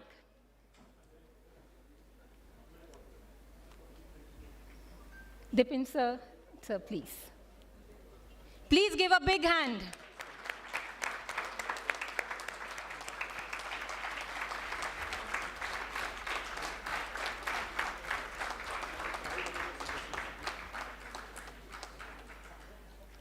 So Pranay sir is really very happy to achieve 2 awards today. Congratulations. Dr. Dipesh Mamtani.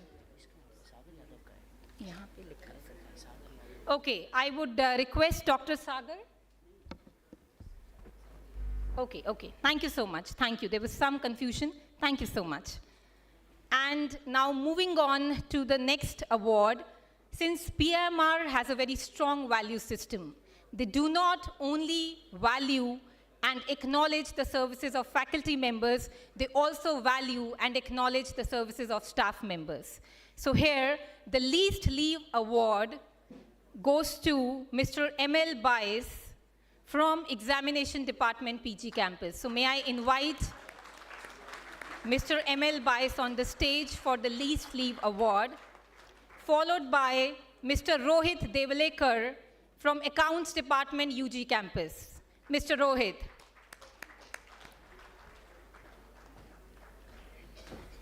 I request dignitaries.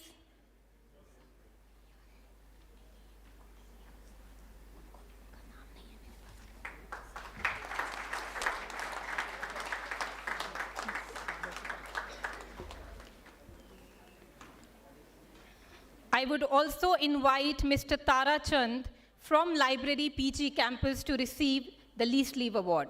Mr. Rohit first, please come on the stage, followed by Mr. Tara Chand and Mr. Durgesh Yadav, Library Department of Law.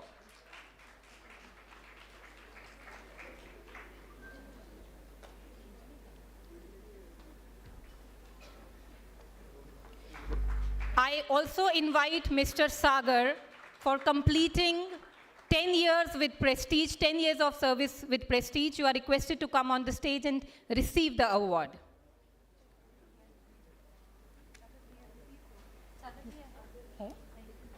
Okay, thank you. Mr. Tarachand, Mr. Durgesh Yadav.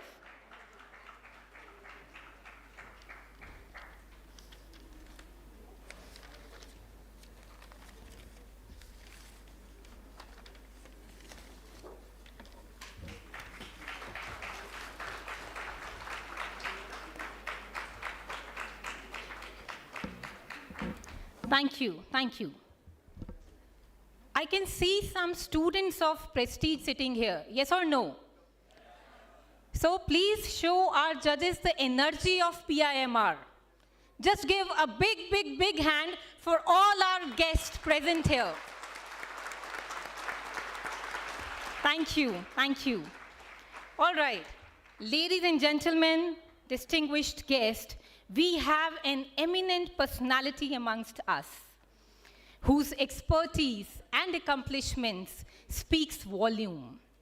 He is an philanthropist and an iconic and admired retailer. Yes, ladies and gentlemen, I'm talking about none other than Mr. B.S. Nagesh, who is founder, Train, that's Trust for Retailers and Retail Associates of India, and also non-executive chairman, Shoppers Stop. I would now request Team AV to please play his AV.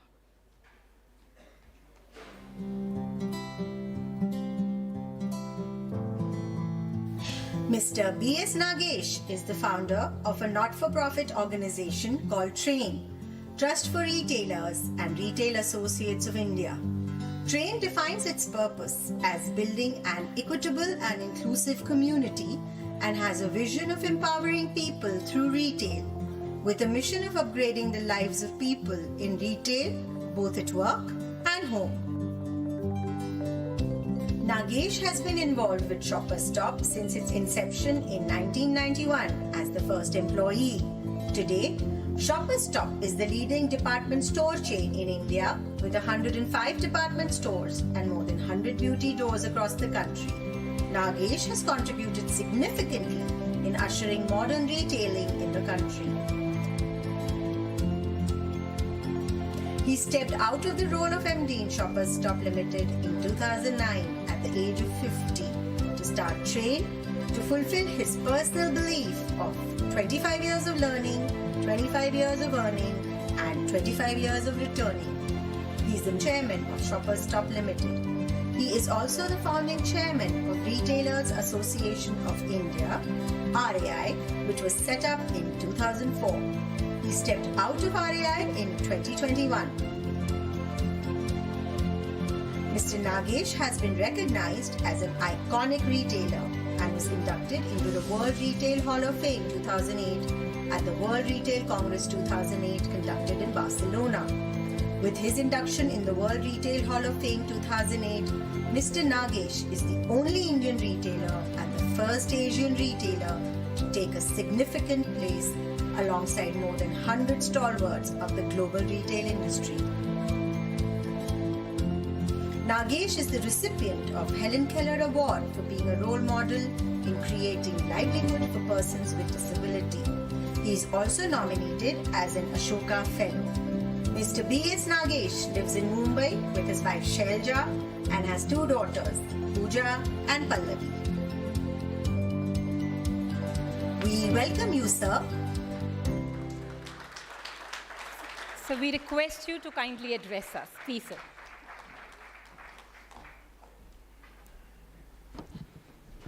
So,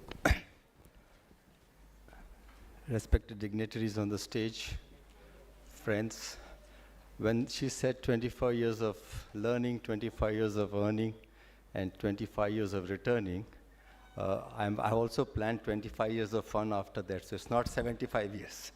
Yeah. Also, when you come in a conference like this, when you have distinguished speakers, you can't go by the old-time academic studies, where you prepare for the chapters, you know what the course is, and you know what the exams are, and you know how you could write the papers.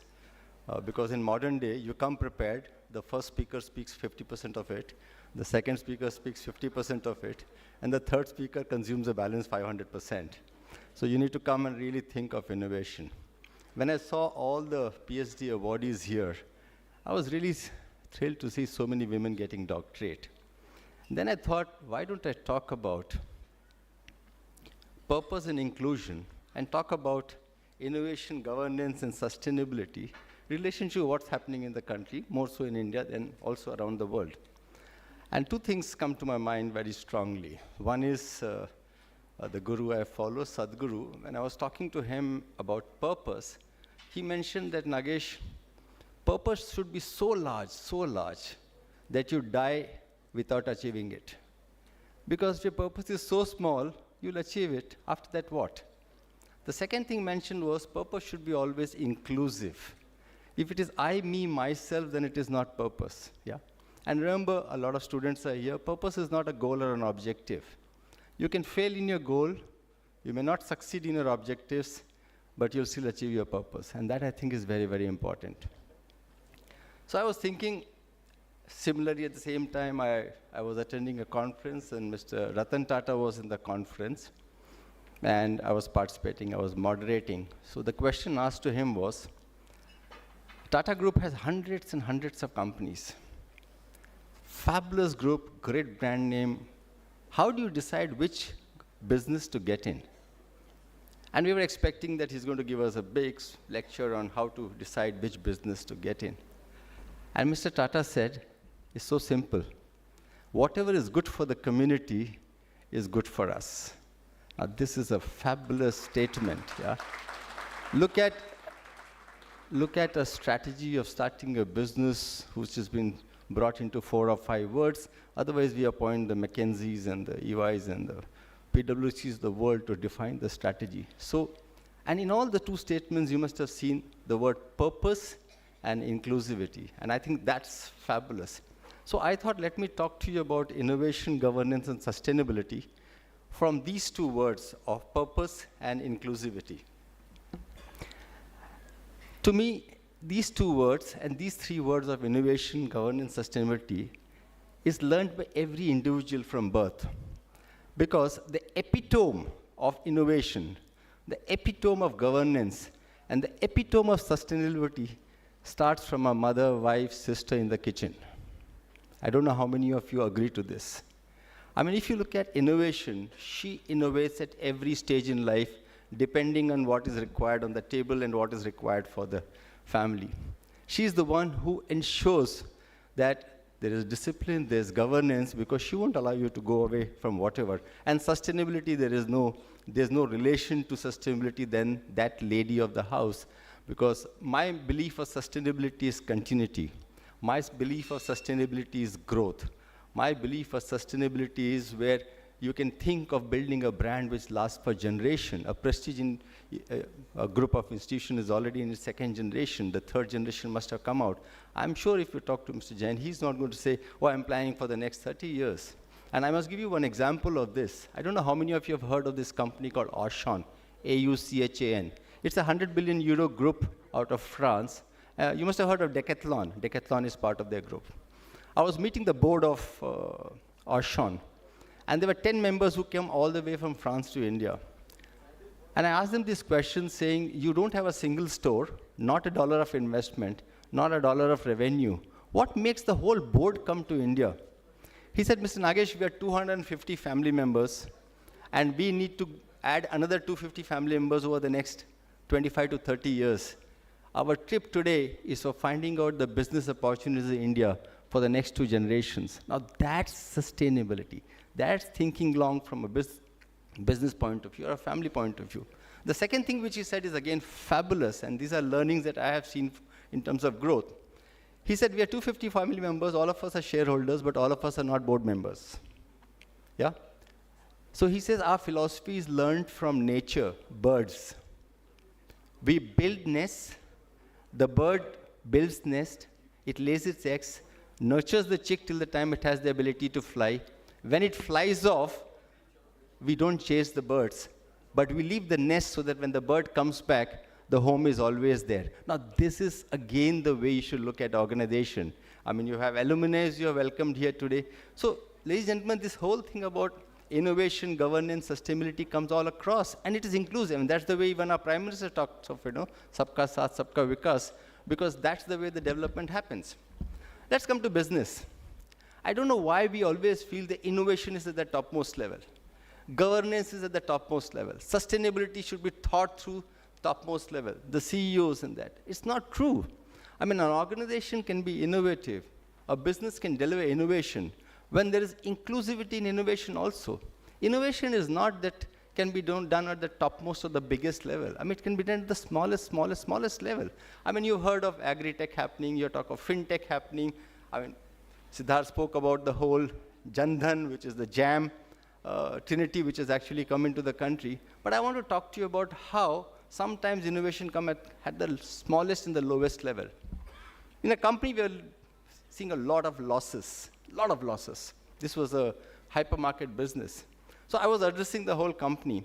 And I said, is there any way that you can save 1 rupee? Because every rupee that you save can actually add to the profits.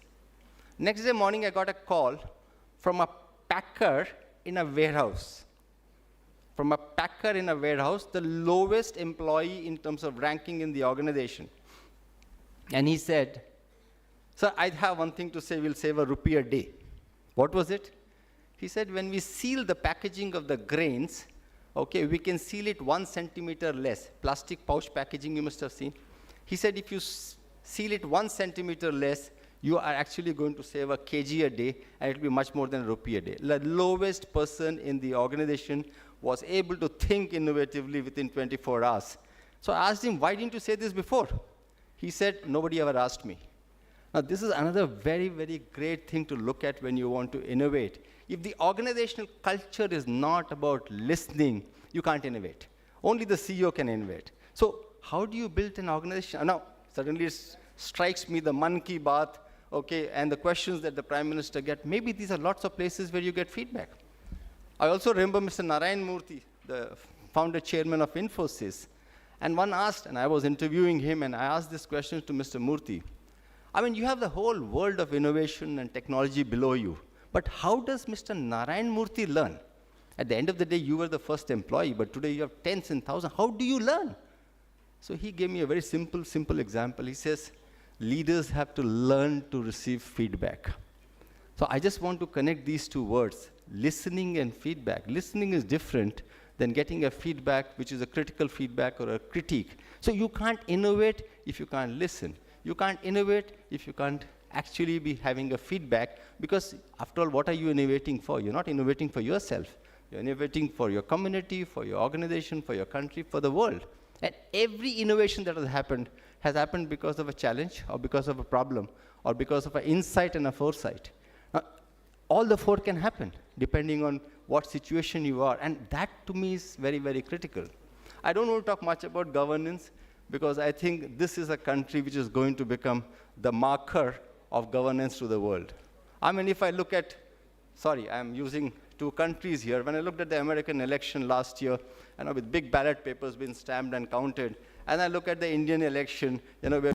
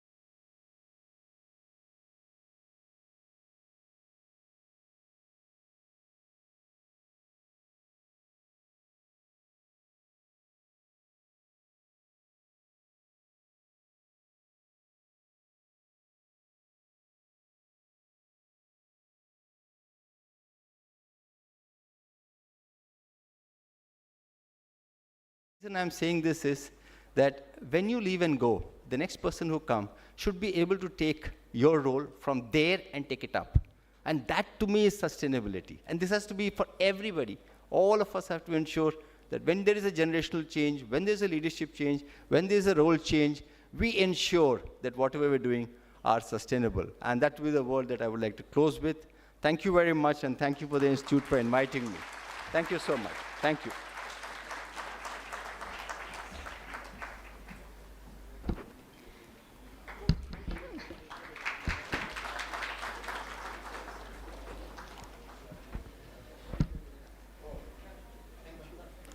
Thank you so much, sir, for such a wonderful, engaging, and interesting session. Thank you. Thank you once again. Ladies and gentlemen, distinguished guests, it is with great pleasure and profound honor that we are celebrating the presence of a luminary whose eminence knows no bounds, a symbol of inspiration and an epitome of excellence. Yes, our revered chief guest, His Excellency Sheikh Mansoor bin Khalifa Al Thani, is an illustrious personality that embodies the very essence of leadership, vision, and grace. May I now request the AV team to kindly introduce our chief guest.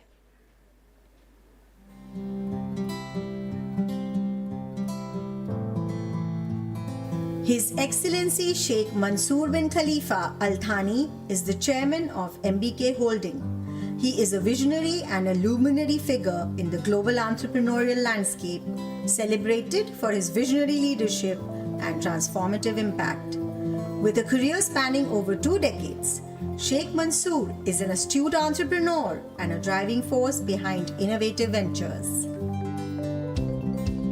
At the heart of his endeavors lies the aspiration to innovate innovation. Sheikh Mansoor envisions and cultivates a dynamic global ecosystem that nurtures entrepreneurs, propels innovation, and accelerates ventures into the international arena. His visionary approach has redefined the traditional boundaries of business, ushering in a new era of possibilities. His expansive portfolio spans a spectrum of sectors, from information security and online training platforms to aviation technologies, renewable energy, and innovative health and wellness solutions. This global footprint extends across the Gulf region, UK, Europe, Singapore, Latin America, Canada, Australia, and the USA. We welcome you, sir.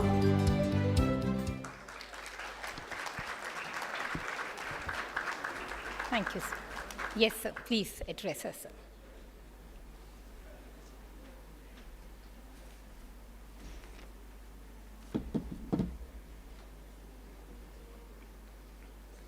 Thank you so much. Bismillah walhamdulillah wa salatu wa salam ala rasulillah. Assalamu alaikum, peace on you all. Very good morning was and very good afternoon now to India, to Indore. Very good afternoon to the Prestige Indore. I would like really to thank you so much all for this opportunity. Special thanks to Dr. Raja Roy Tishodri, my friend, and my dear friend and brother, Dr. Davish Jain, Chairman of Prestige Group and Education Foundation, for making my first trip to this great city of Indore possible. I come to Indore with lots of aspiration and hopes and ambitions, ideas and plans to work together with the Prestige and the pride of the Prestige, the pride of Central India. I have learned about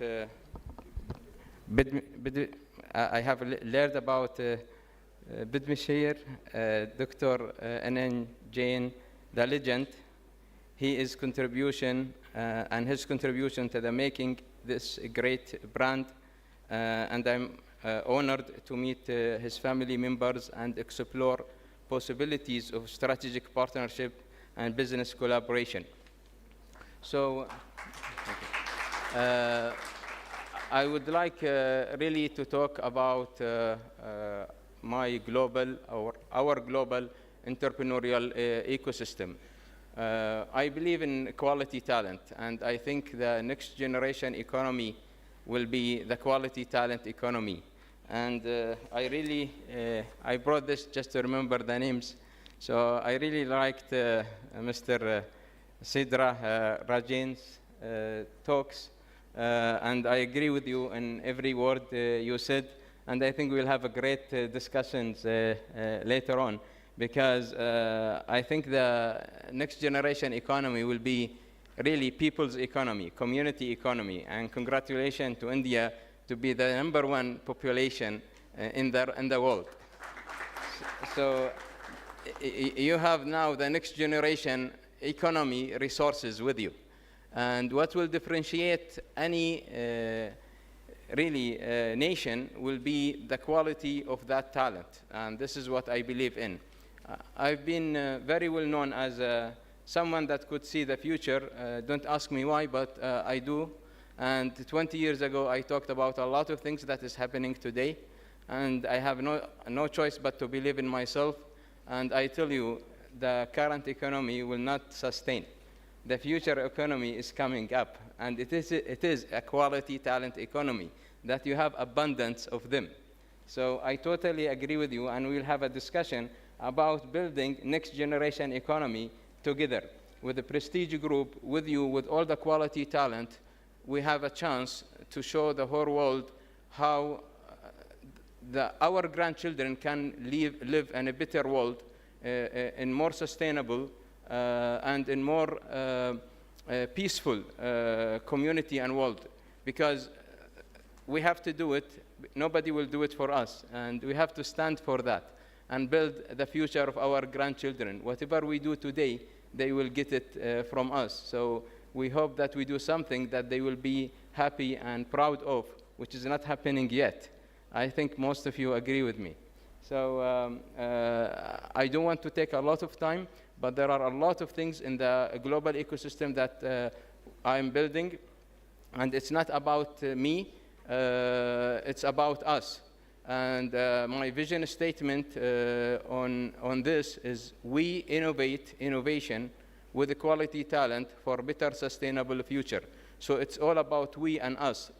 We cannot do it, nobody can do it alone. If there is something that I'm sure of, is that I cannot do it, but we can do it. So together we can do the future sustainable, better life for our grandchildren. Thank you so much.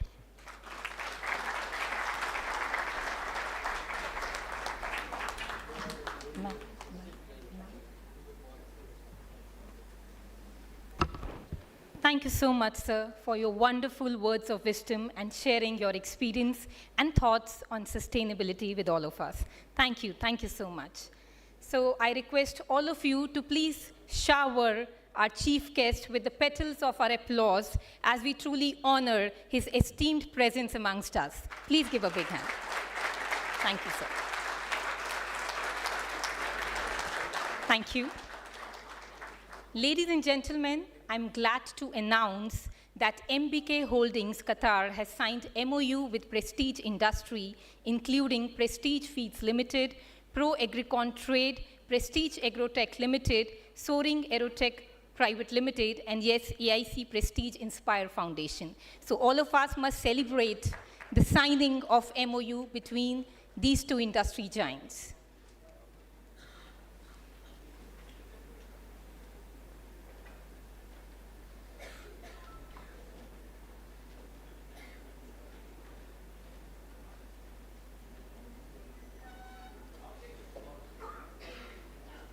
I request dignitaries to kindly do the honor.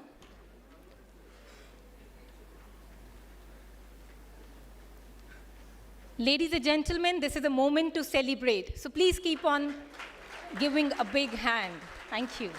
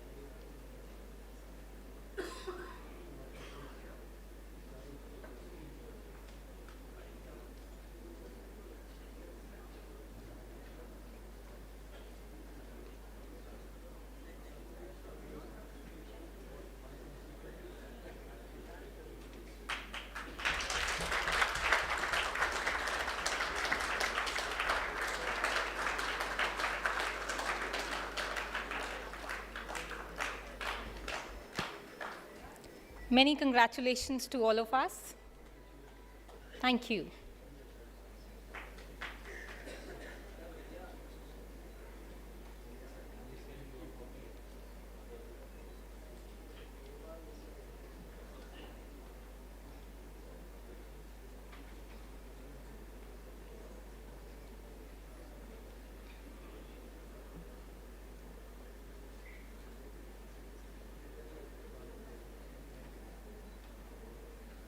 Thank you so much.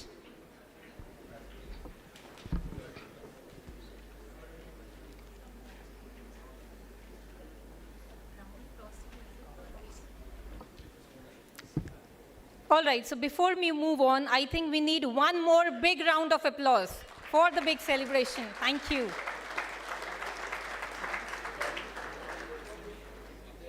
All right, now it is the time to confer the Lifetime Achievement Award to Mr. B.S. Nagesh, founder, train, and chairman, Shoppers Stop. So may I request Dr. Raja Roy Chaudhary to please read the official citation of the award. Please, sir.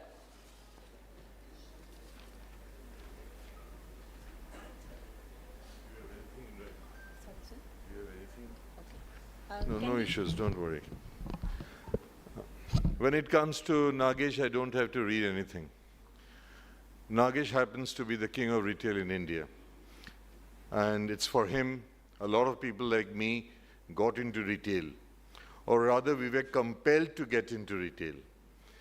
I still remember that day when I was the managing director of one of India's leading retail stores, and I frisked away 27 people from his company Shoppers Stop, and he did call me, and he said, this is not fair. But the irony in life is, on the launch, he was among the first few to come and congratulate me. So he has this ability to win over adversaries. And that's Nagesh. That makes him so special, a true people's man. And all his life, he has been loved and respected by people in the retail world. He's one of those guys who made Shoppers Stop one of India's most famous retail brands. Shoppers Stop, a listed company. He flew JDA from Singapore to sit on top of Shoppers Stop and start the ERP development of Shoppers Stop. JDA is a leading ERP company, and those days possibly the finest in the world of retail technology. He did create a conglomerate of fragrance and perfumery companies all over the world. About 350 leading companies, including Shoppers Stop, used to go for collaborative forecasting, planning, and replenishment.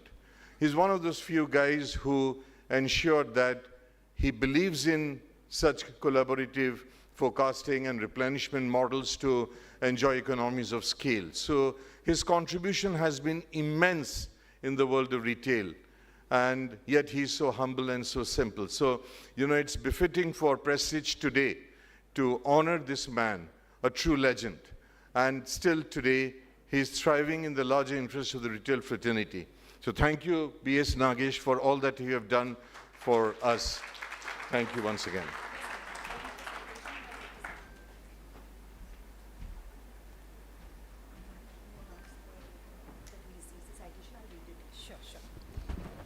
Okay, I request team internal to kindly bring the citation, and request Deepti ma'am to kindly read the citation. Yes. Good afternoon, everyone. Prestige 19th International Conference, February 23-24, 2024. Citation, PIMR Lifetime Achievement Award, hereby conferred upon Mr. B.S. Nagesh in recognition of his contribution to the Indian retail sector being a seminal figure in ushering model retailing in the country, vision of empowering people through retail, through his not-for-profit organization TRAIN, Trust for Retailers and Retail Associates of India, on the occasion of PIMR 19th International Conference, February 23, 2024. Signed, Dr. Devesh Jain, Chairman, PEF, Dr. Raja Roy Chaudhary, Conference Chair.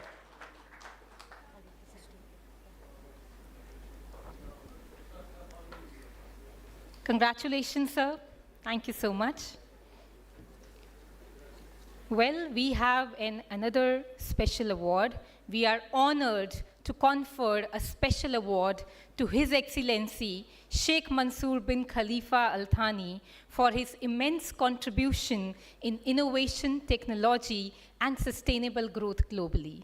I would again request Dr. Raja Roy Chaudhary to kindly read the citation for our chief guest. Yeah.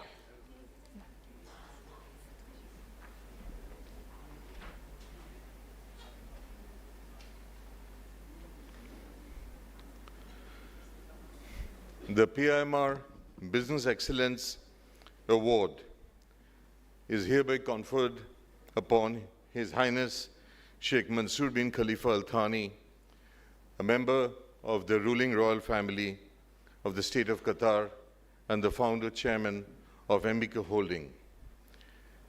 Sheikh Mansoor epitomizes visionary leadership and transformative impact on the global entrepreneurial landscape. Aspirational leader who believes in innovation of innovation, building a global ecosystem to help entrepreneurs accelerate growth and provide access to global markets.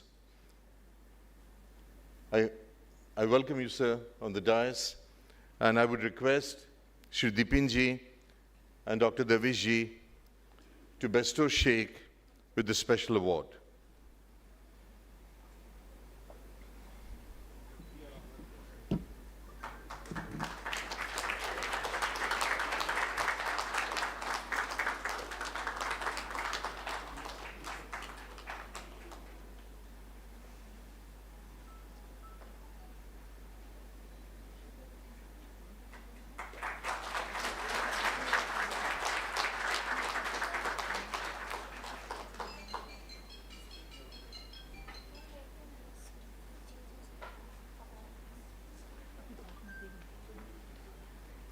Thank you. Many congratulations and thank you so much. I mean, looking at, special guests, chief guests getting a lot of awards, seriously feel like we should do something in life and maybe we will also get some award later in our life, right? And this recalls me, I think it should be for us as well, right? It recalls me of these two lines I would like to quote here. Rakh haunsla, wo manzar bhi aayega. रख हौंसला वो मंजर भी आएगा प्यासे के पास चलकर समंदर भी आएगा रख हौंसला वो मंजर भी आएगा प्यासे के पास चलकर समंदर भी आएगा थक कर ना बैठ ए मंजिल के मुसाफिर थक कर ना बैठ ए मंजिल के मुसाफिर मंजिल भी मिलेगी और मिलने का मज़ा भी आएगा thank you Well, finally, I would now request Dr. Dipin Jain, our Vice Chairman, Prestige Education Society, to present memento to His Excellency Sheikh Mansoor bin Khalifa Al Thani as a token of our gratitude. We are truly grateful to have you, sir. Thank you so much for being here.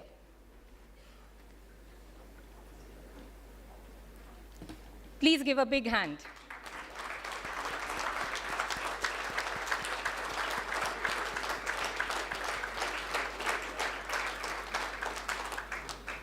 Thank you, sir.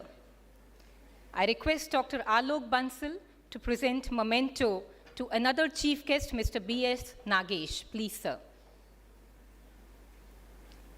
This is a token of our gratitude, sir. Thank you so much for being here.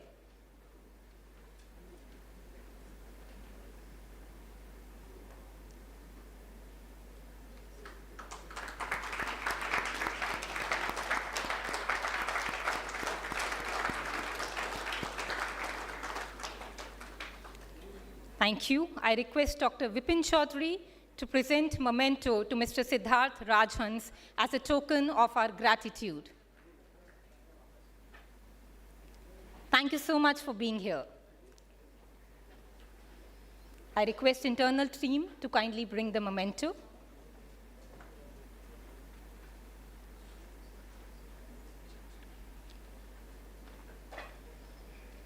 So she's there. Memento to Mr. Siddharth Rajhans. तालियां रुकनी नहीं चाहिए. We must. Thank you. I request Dr. Nitin Tanded to extend memento to Mr. Siddharth Adhikari as a special thanks for his presence today. Dr. Nitin Tanded.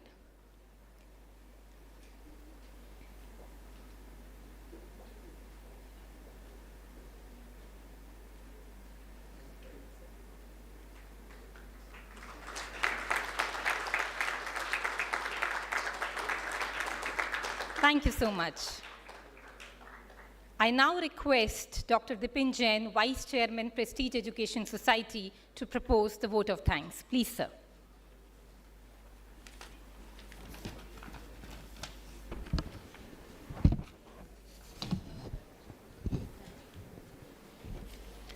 Respected dignitaries on the dais, faculty members, participants, and my dear students, a very good afternoon to all of you. As we draw the curtains on this inaugural session of the PIMR 19th International Conference on the theme Changing Business Paradigms, Trends in Innovation, Governance, and Sustainability, PICOM-24. It's my privilege and honor to extend a heartfelt vote of thanks on behalf of the Prestige Education Foundation. The theme of this conference, Changing Business Paradigms, resonates deeply in today's dynamic global landscape, encapsulating the essence of adapting to evolving trends in innovation, governance, and sustainability, which are pivotal for the success and resilience of business in 21st century. I would like to express my sincere gratitude to His Highness Sheikh Mansoor bin Khalifa Al Thani, Chairman, MBK Holding Qatar, our esteemed chief guest. Your presence has illuminated our conference with grace and significance, and we are honored to have the opportunity to host you, sir. Our sincere thanks to Mr. B.S. Nagesh, founder of Train and chairman of Shoppers Stop, for gracing us with your presence as a chief guest. Your visionary leadership and entrepreneurial spirit are truly inspiring. I extend our thanks to Mr. Siddharth Adhikari and Mr. Siddharth Rajhans for sharing your invaluable expertise with us. I would also like to express my best wishes to conference co-chair, conference chair, conference co-chair, conference coordinators, and team PIMR for their tireless dedication and efforts in making this international conference a resounding success. To our esteemed aspiring scholar and future leaders of India, I extend my heartfelt appreciation for your active participation and engagement in this conference.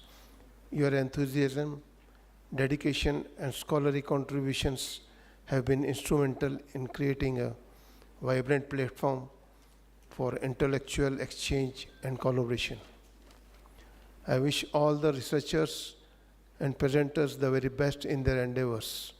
May your research finding pave the way for meaningful contribution to academia and industry, driving positive changes and innovation in the years to come. Once again, thank you to everyone who has been the part of this journey. Your contributions have enriched our understanding and inspired us to aspire for greater height in the realm of business, innovation, governance, and sustainability. Let us carry forward the spirit of collaboration and learning as we continue to navigate the ever-changing business paradigm of 21st century. Thank you.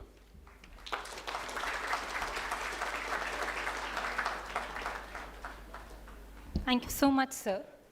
May I now request the team AV to please play the national anthem, and I request all of you to kindly stand up for the national anthem.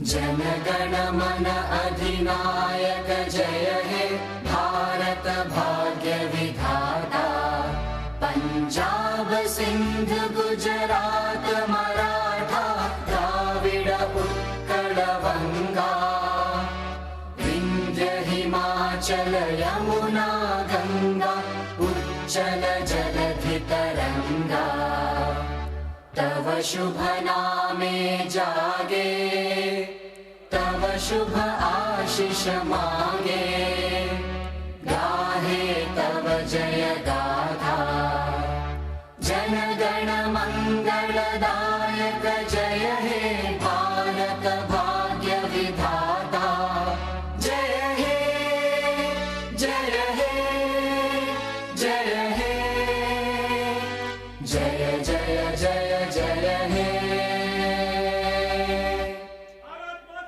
Jai. All right, all of you are requested to please make sure that you attend the session, research session that will